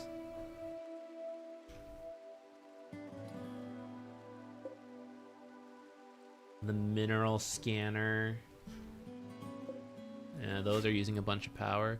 Do we have another exhaust port somewhere? Yeah, there's one there.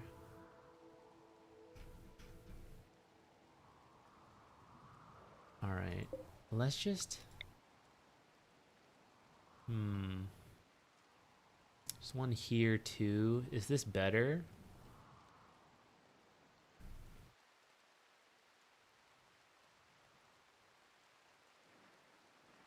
Yes, one of these. I only have the 4. Okay. Oh, match quality 3. I will accept it. All right.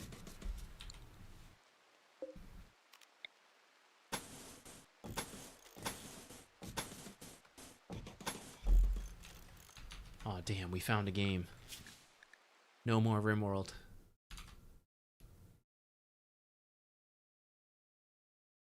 All right. We're back.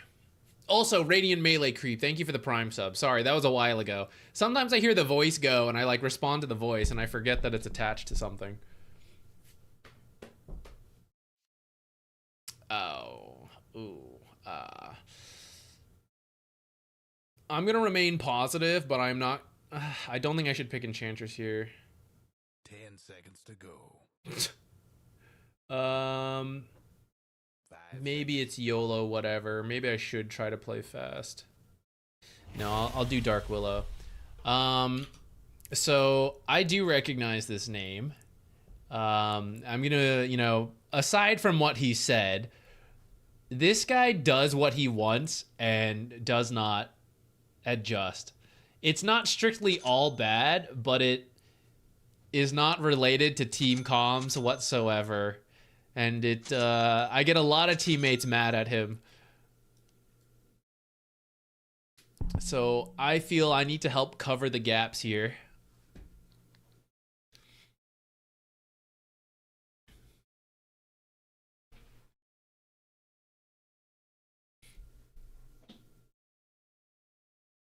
Medusa, and then one of these guys. So there's going to be a lot of harass up here. The Dispel from Legion's going to be pretty good versus these guys at least.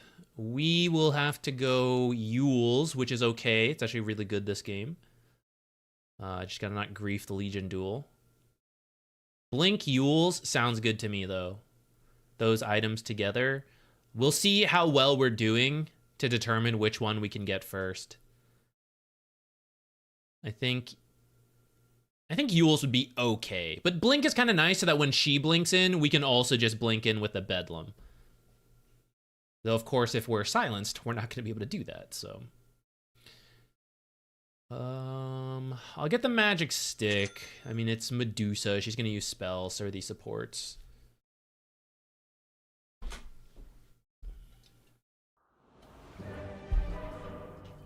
Oh, timestamp. Just one. I remember to do one timestamp this stream. Yeah.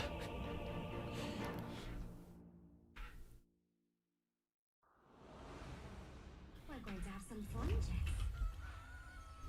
We're going on a little field trip, Jax. My blades. Everybody get set. You ready for shenanigans? What's with all the scribbling? My time has come.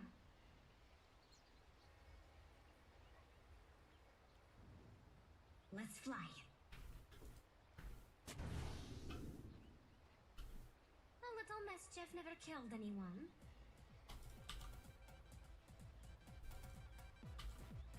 Come on, Jax.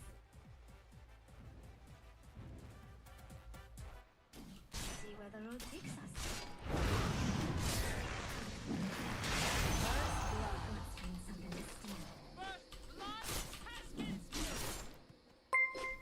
Can't stay here. 30 seconds to go.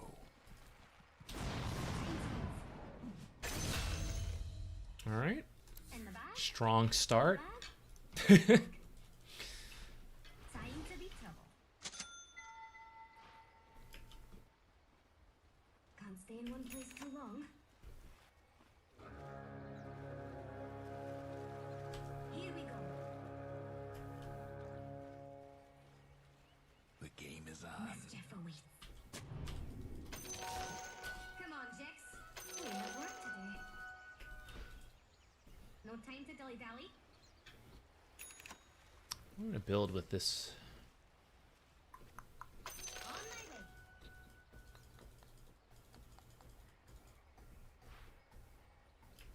What are we waiting I think I'm gonna for? keep my sentry to prioritize unblocking the hard camp. I'm going. Cause I think Bounty Hunter's gonna use a lot of sentries.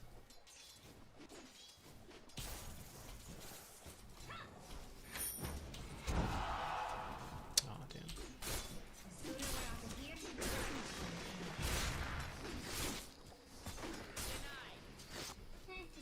He's got 2 sentries. Okay. Yeah, so because I think he will prioritize sentries in his lane, I want to make sure our camp's available, which he did use a sentry to block it. I'm not gonna have a chance to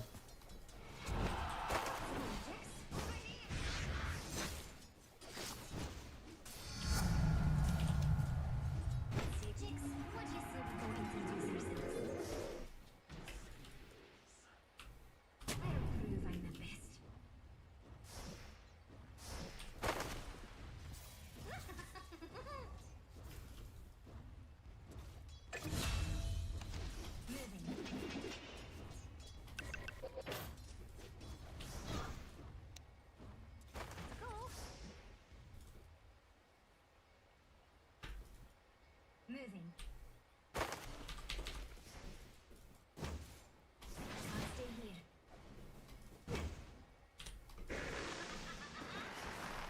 yeah, tank those creeps.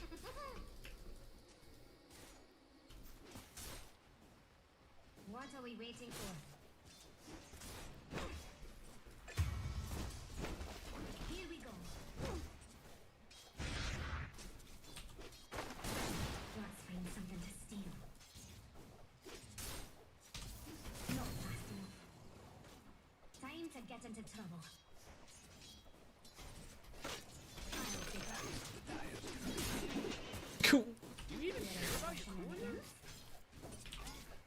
Who's gonna use that voice line if not for me? Time to be tough.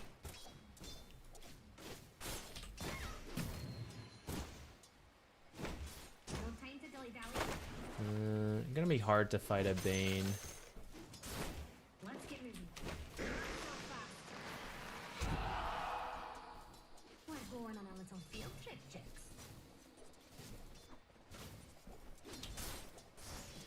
No one can stop us. My time has come.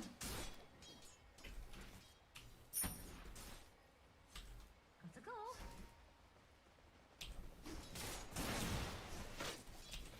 He might be doing a small pull, but it's just a small camp. Like, he only has 1 there, so it won't deny that much. I clicked the wrong thing.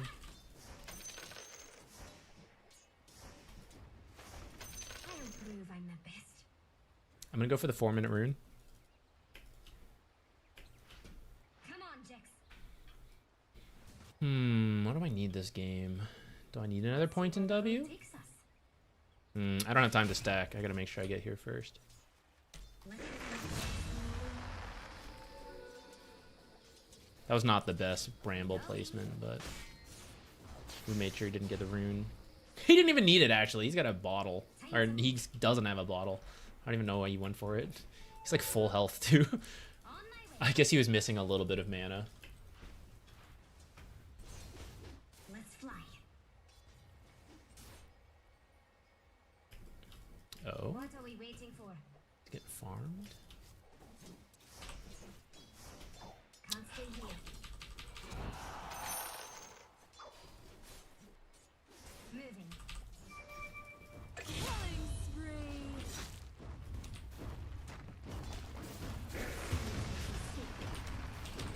This is gonna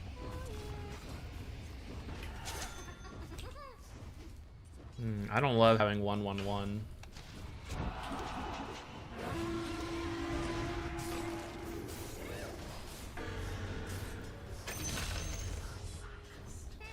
Sorry, Snake Lady. Time to get into trouble. Don't usually like salving teammates like that because it's not usually worth it, but I think for how low she is, it is. Time to be trouble. Oh, he's not going for the deny. I moved up in case he was hitting this to get the last hit, but Mischief awaits. should be good.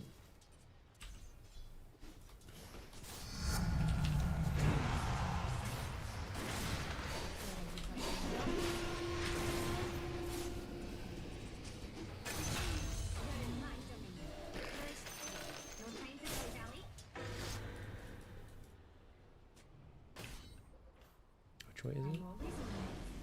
I don't know if I'm gonna make this. Oh, Boots made it just in time. Pathetic. Rune's bottom. Here we go.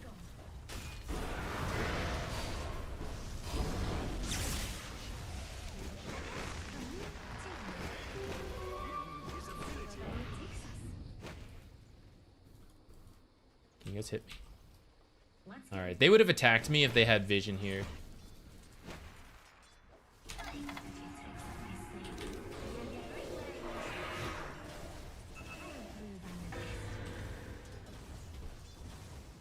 And maybe vision on the top side, but not bottom. Try harder.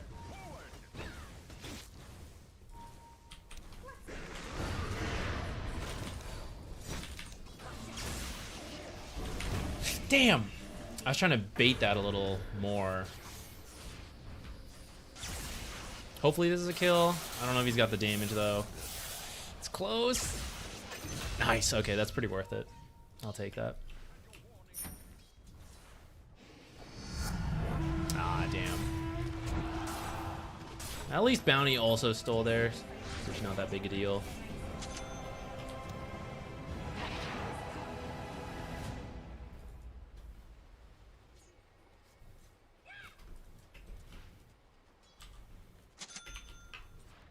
A little mischief never killed anyone. Time to move.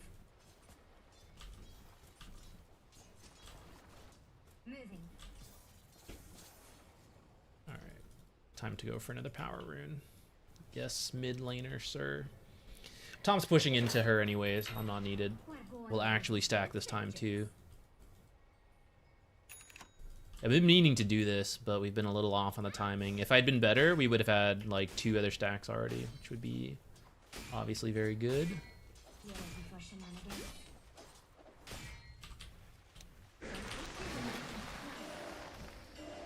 Time to get into the to catch us now. Can't stay here. Mischief awaits. Let's go, Jix. Got to go. Time to move. What are we waiting for?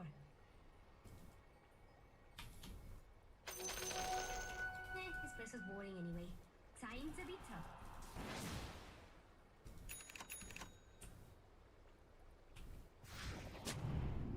I'll prove I'm the best. Here we go.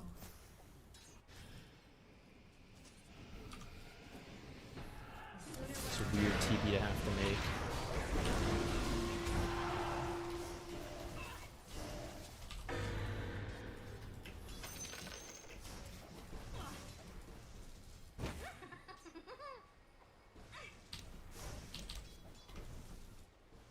Come on, Jix. Nothing can stand in our way. I should have done that sooner. Thanks for going the money for me. No time to dilly-dally. Ah! No, guys. I should have this Void Stone right now. Bad. Let's find something to steal. I'm going.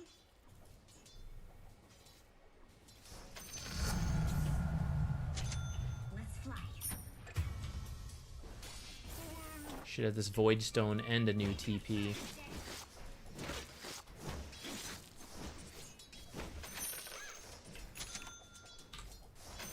to be your mid tower right about now. This one's mine, Jix.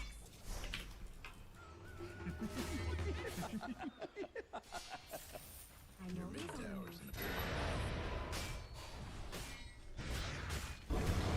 On my way.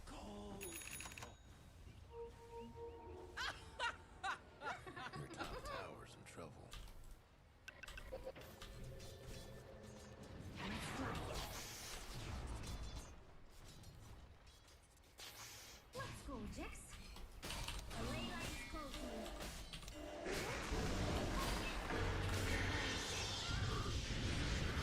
Oh, I don't have enough for my W. That's bad on my part. Damn, I didn't think he would also be there.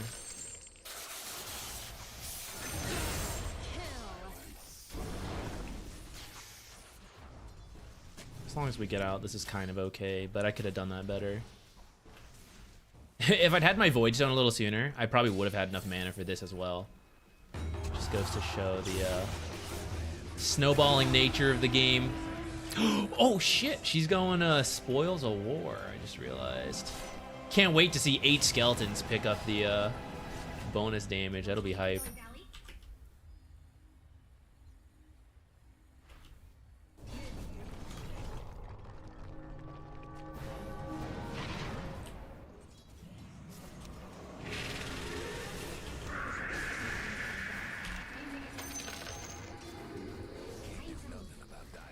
Damn. Maybe our bounty will get them. Let's get moving.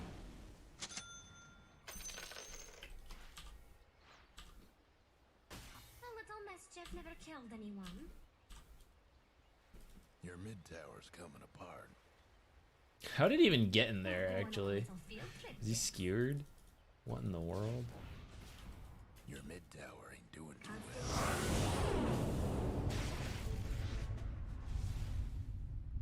My time has come.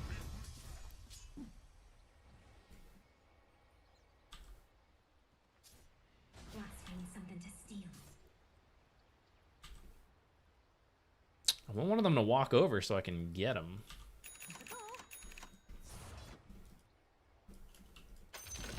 I wonder if this is warded.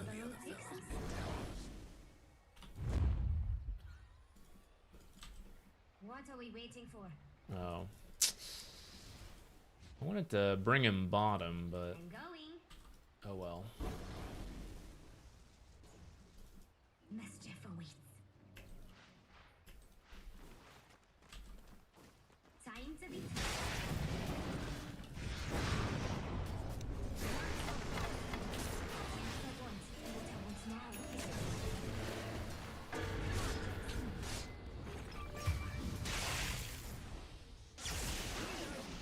That top tower of yours ain't doing so good.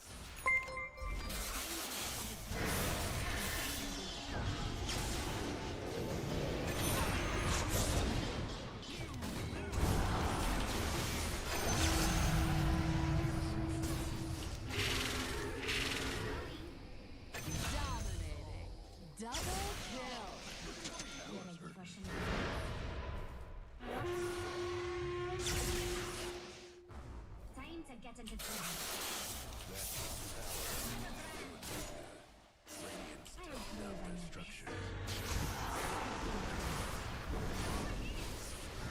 Don't really have the mat. Don't have the mana. Oh, we got him, but not sure that was worth it. Oh shit, so worth it. Easy regen. Holy crap. Oh, Ripper's Lash with the boys, guys. Ripper's Lash with the boys. Our mana should be good since we went Yule's first. I might get health. More move speed could be nice. Let's do health.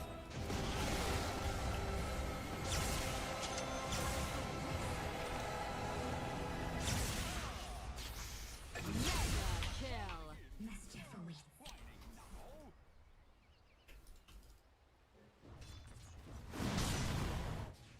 I'm always on the move. Let's find something to steal.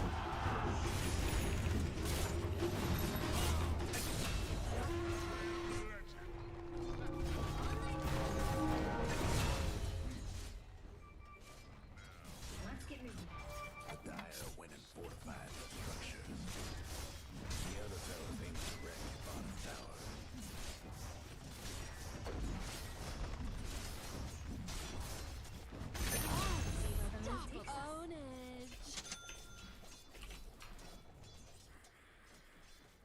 Let's keep a lookout.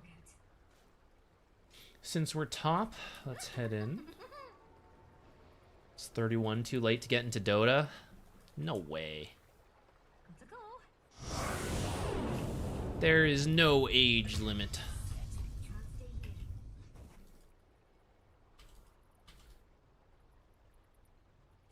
Oh, Let's not get my courier killed. Tower.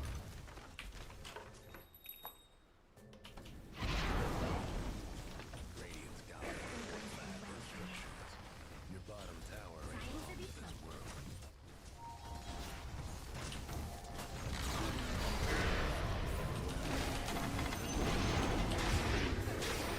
Ah, that was bad of me.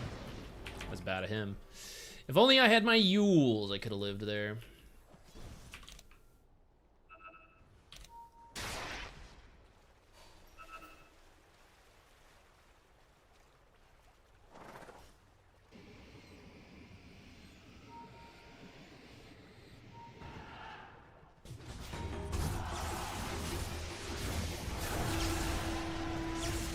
I've not been in any of these. I have 5 extra damage. I want to be involved. I want to get extra damage too.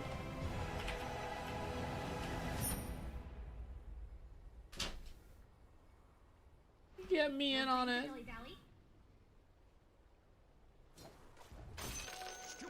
We're going on a little field trip, Jix. A little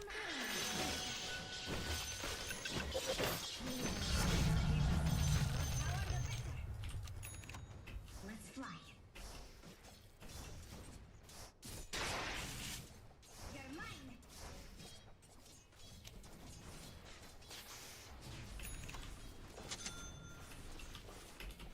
Here we go. Radiance now online. Cool.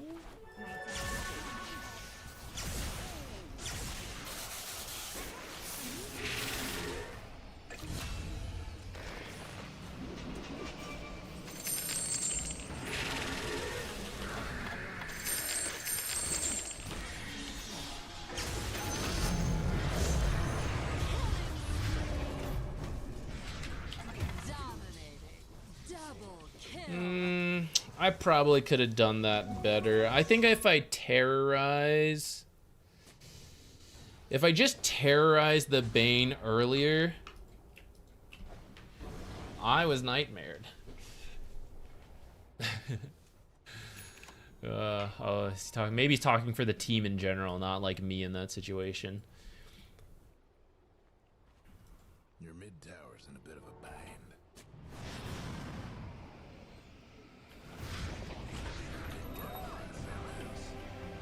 We're gonna get the blink after the Yules, and then we're gonna go Lotus, I think. I could probably make a case to go straight Lotus, but I think the blink is fine. I'm going. Oh yeah, give me some dual damage. Come on. Let's fly. Let's go, let's go. Let's see where the road takes us.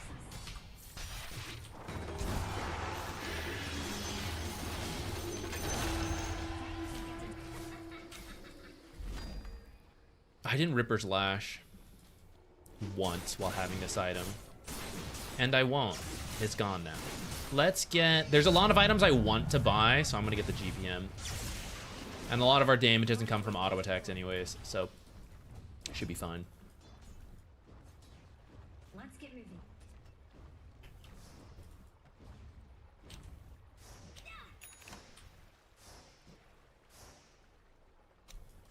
Here we go.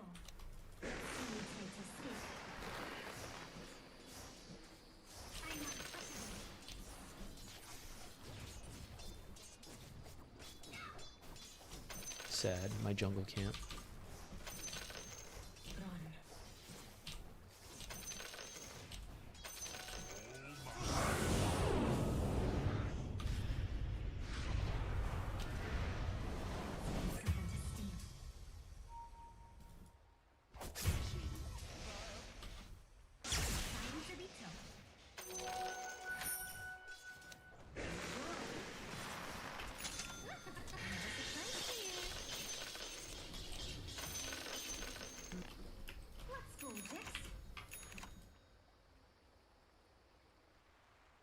Mischief awaits.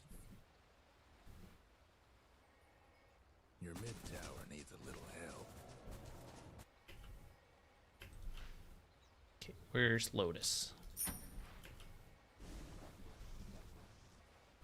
Moving.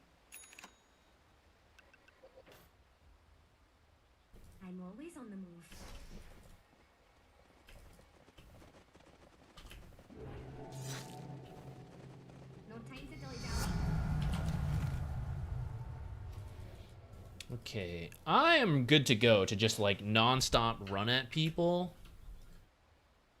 I think my team kind of is as well. A little mischief never killed anyone. Just watch Wraith King shove this in, and then hopefully we'll do Tormentor. Here. I usually wouldn't show myself here, but he was gonna miss that money, and I want that money.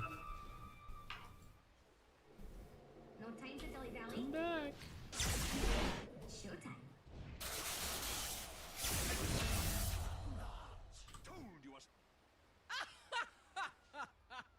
Is he stuck in there?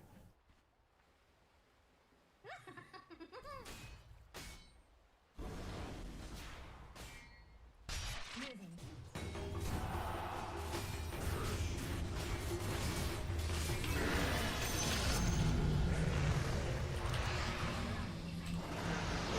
I messed that up.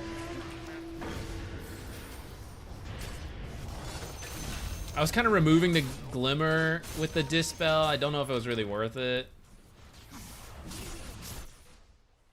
I guess it worked out. Let's go.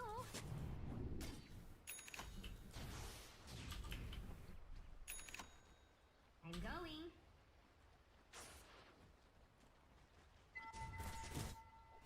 Time to be stressed. What are we waiting for?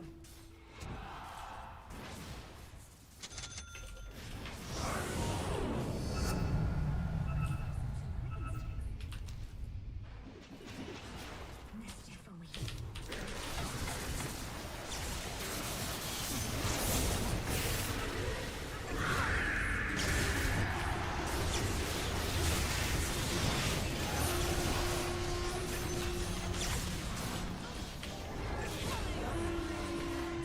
Yo, get away from me, get away from me. Whew. Mischief never killed anyone? Scary, guys. I was We're going on a little field trip, Jix.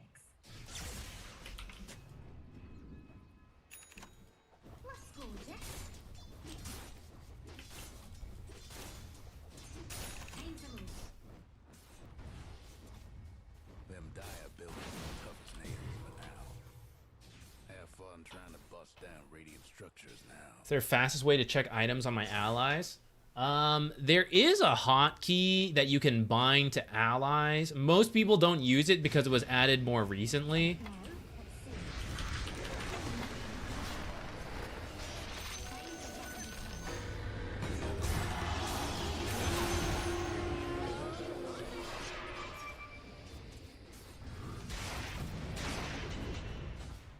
I'll prove I'm the best. Yeah, it's a little far. I don't think I can help out. Let's get moving. The easiest nowadays is to just click through the top bar, Mischief. and you don't need to use any hotkeys for that. But there is technically a way. I think I have mine bound. Yeah, like mine is like JKL whatever. I just go down the road, tick tick tick tick, Time to be troubled. to check.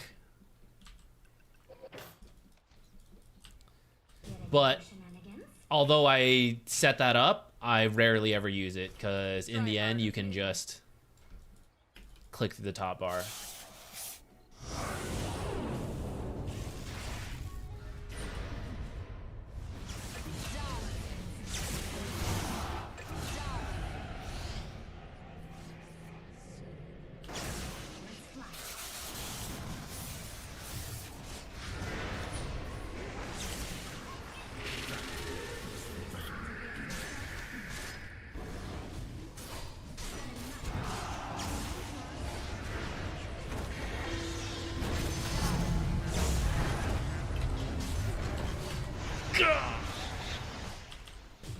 Get me out. Here.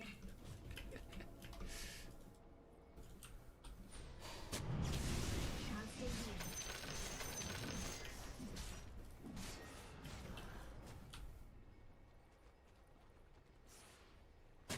See where the road takes us. Somehow I feel I never have enough mana.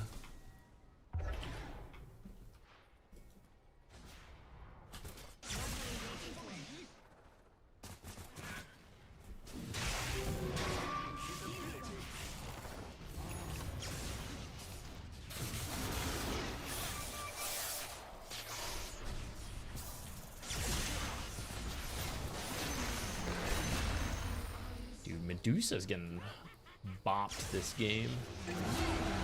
She's not nearly as tanky as I think she should be because she's struggling so much. 35 extra damage. Man, what a game to not get Midas Ags.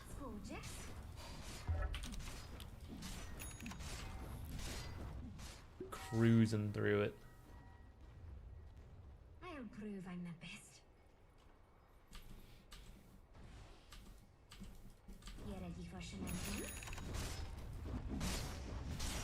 C and V are free again. I mean, you don't strictly have to use every hotkey.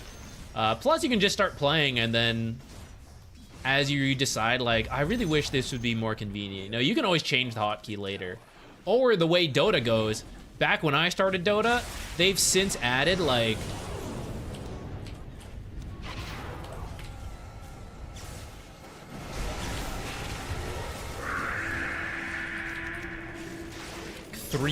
four extra different active items that require hotkeys.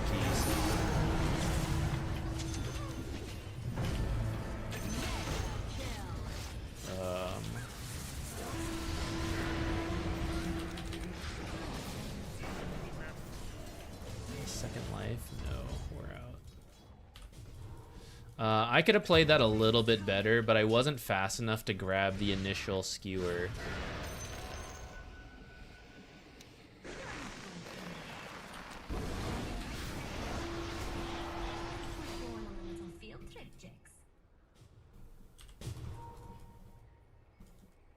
Let's fly.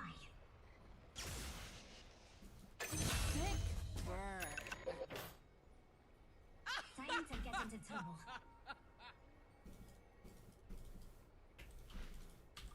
Here we go. I can't believe how much I'm struggling with mana. I have a Yule's and a Lotus. We're just non-stop brawling.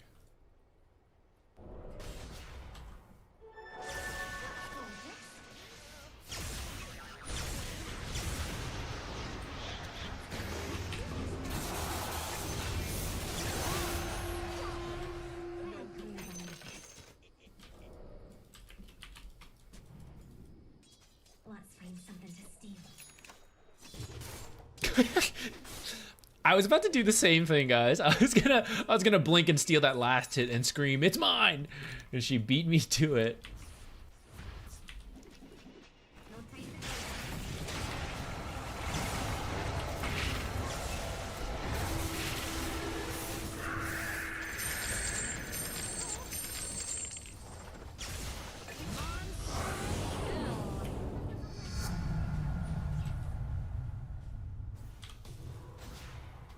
Radiant's couriers are gone. Let's get moving.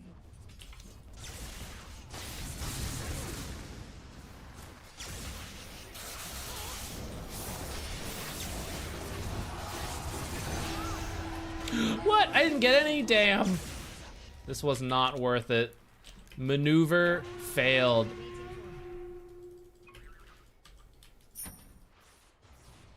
Let's fly. Should you get arcane boots? Moving. For how much we are apparently non-stop fighting? Does this give me attack speed?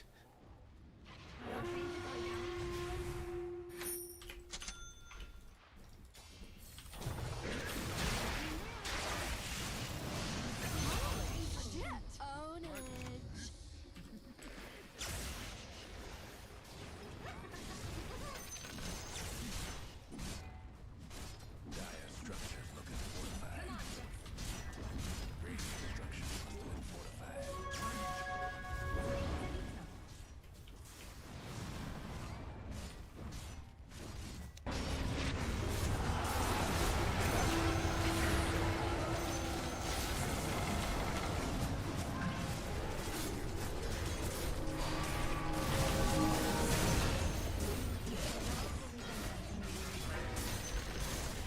Okay, as Magnus respawns, we're gonna get ready for the blinked skewer, and we're gonna try to interrupt him for once.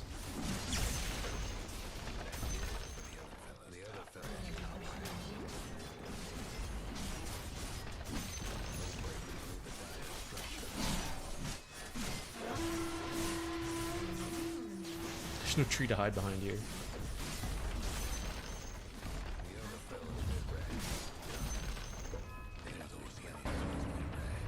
Trying to get into trouble. I'm going. The other fellas lost the mid tower.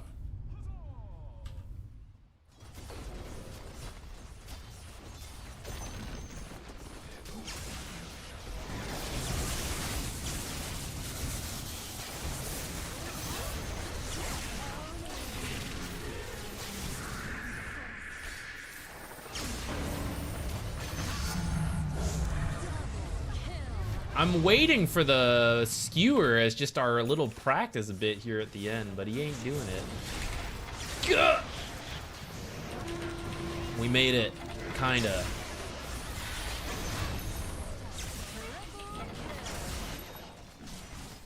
Whoa, who's that? Thank you. Whoa. Great job casting TI. Thank you. Big tack. Thank you so much. Can I get this clear?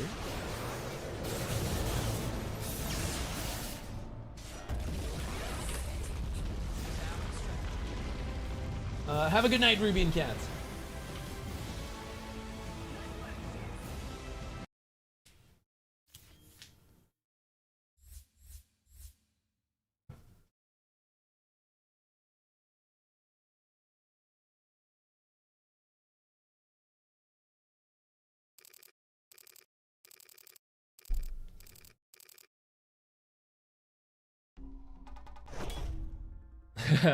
Yeah, so many people were tempted to go Brown Boots Ags on Dark Willow, dreaming of the like 40-50 minute carry.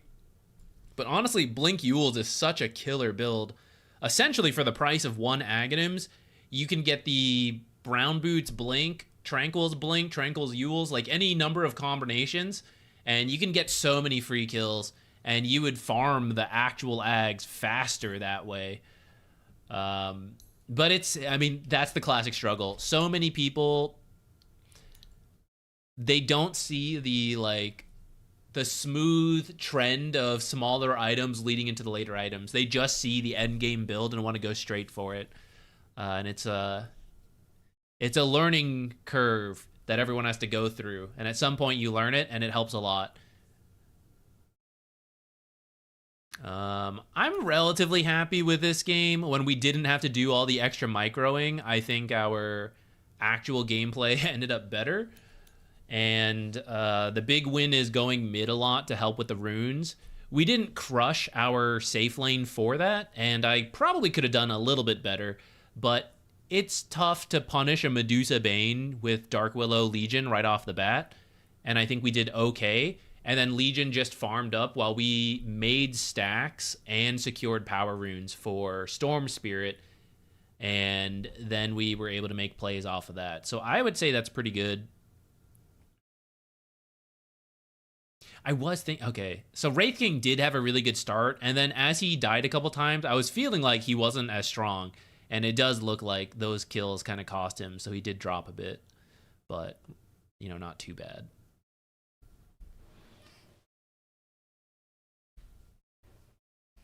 Oh, excuse me.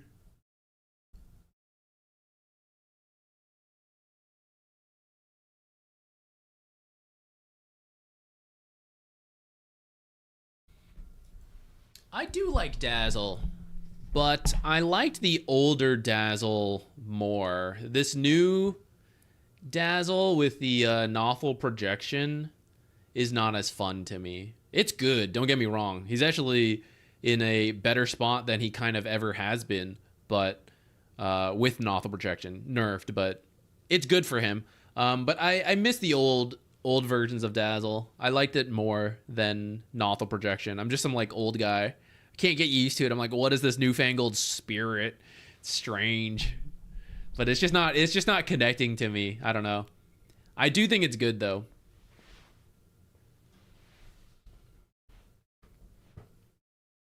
I liked Weave, honestly. It was such a boring version of the ultimate, but cast Weave in the middle of a fight, everyone's armor goes up or down. The version that gave you CDR was also a lot of fun. you would just like spam medallion, arcane boot. You would just cycle through stuff, and I really liked that. I thought that was fun. Maybe that's part of it. Maybe I missed the old medallion. Medallion plus this stuff was good times. Maybe medallion will come back as a neutral item. I did have fun at TI. I did a remote cast, so I didn't really go to TI. To some degree, remote casting, not that different from other remote casting, but at the same time, it's special to feel involved with TI to any degree. So it was a good time. Why there was no hero announcement? I don't know. I can hope that they're just planning to do it down the line. You know, they... Ringmaster and Kez and all that, you know, maybe there's more backlash than they liked when there were delays into it, and they decided, all right, screw them. we're not announcing shit.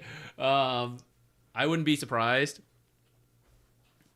But it is a little sad that TI doesn't come with some kind of announcement.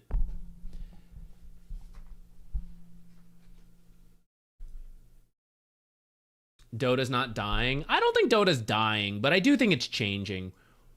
It depends on your definition of dying, but if you take a look at a game like Super Smash Bros. Melee or like StarCraft Brood War, there haven't really been changes to those games in a long time, but they're still around. They're still loved.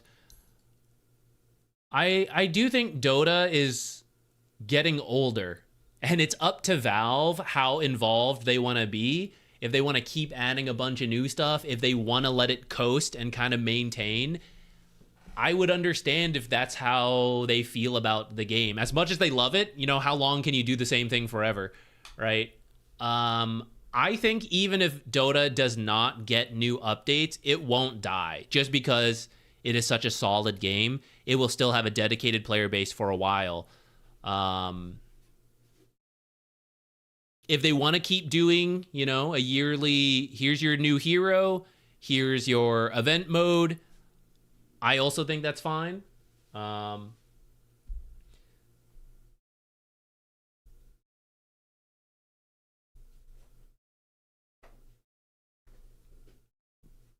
I don't know. Yeah. Yeah, you know, like SC2, RIP. Maybe. I mean, on one hand, I want to say every game will die eventually, but there are some old games that are still chugging along.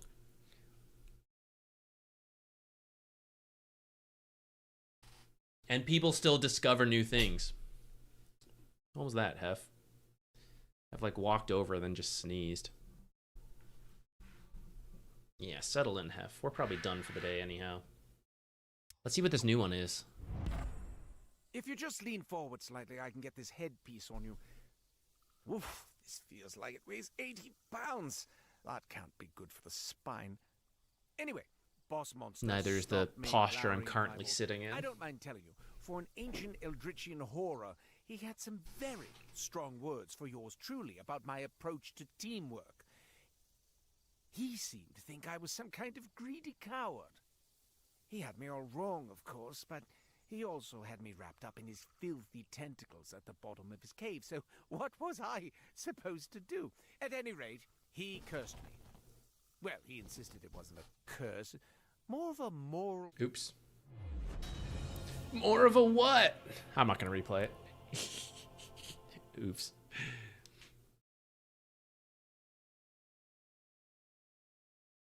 Maybe they're secretly working on Dota 3. I think they're not so secretly working on Deadlock. And I think that's totally fine. They're excited about Deadlock. They want to work on Deadlock. I think they will. After that, we'll see. Maybe there'll be a revitalization and like, okay, time to go back to Dota. You know, we say all the time, it's good to take breaks from Dota because it can be such a toxic game. Sometimes that goes to the devs too, I bet. You know, you work on Dota as much as you love it, take a break, go work on something else, come back, you know, when you want to. If there is some secret stuff down the line for Dota, I'm sure there is. I don't know if it'll be Dota 3, but I'm sure they're working on a new hero, on future updates, things like that. And Valve just, they don't communicate a bunch on it. So it'll be out when it's out. And at the least, TI next year. So our game can't die for at least one more year, guys. One more year. That may not mean a bunch to you guys, but for the people like me whose livelihood is now wrapped up in the game, guaranteed at least one more year till Shanghai. They got that going for us.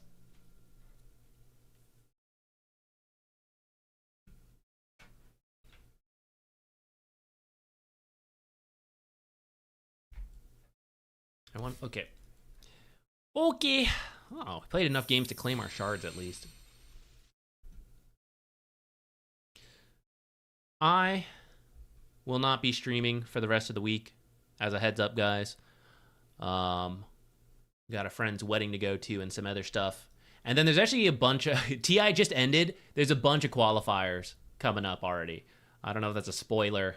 Not supposed to say, but... The Dota grind continues. I'm sure some tier 1 teams will take a little break, but everyone else who was not involved and all the TI shuffling going on, that will resume very soon. So it'll be a busy September. October, I hope to start streaming more. Maybe reduce the videos and change the videos I'm doing a little bit, but I hope to stream more. Because I think it's a little more fun. I want to be a little bit more... Lately, for a long time, I did like 50% YouTube, 50% Twitch. And I think for a little bit, I want to put more attention into one, whichever one I feel more interested in, which is streaming right now, I think. So that'll be for the future. Hopefully, I need to... we'll see when we get the schedules. I'm not sure if I'm ready to... I hope my sleep schedule won't wreck too hard. I think I'll just be busy, but not totally flipped. We'll see. Can I see your fantasy? Sure. Can't change much about it now. But I ran with Spirit Boys and Malrine in the first phase. Did pretty decent. Second phase, Ame. Tons of points. I had good bonuses here. Could have been even better, too.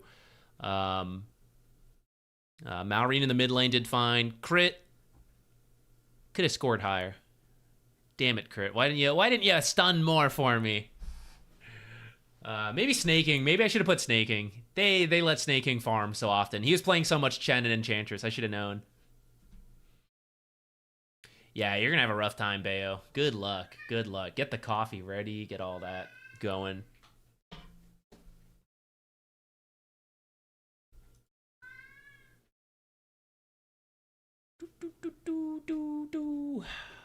Okay, guys. I will see you later then. Probably next week? Maybe, actually. We'll have to see when we can fit it in. Like I said, busy September, but we'll be back to a more usual schedule in October. So anyways, whenever I see you guys again, I'll see you. Thank you for all the support. Again, couldn't have been able to get to TI without you guys, so thank you so much. And for everyone always coming in with the Prime subs, regular subs, donations, everything, thank you so much. I will see you eventually. Bye, everybody.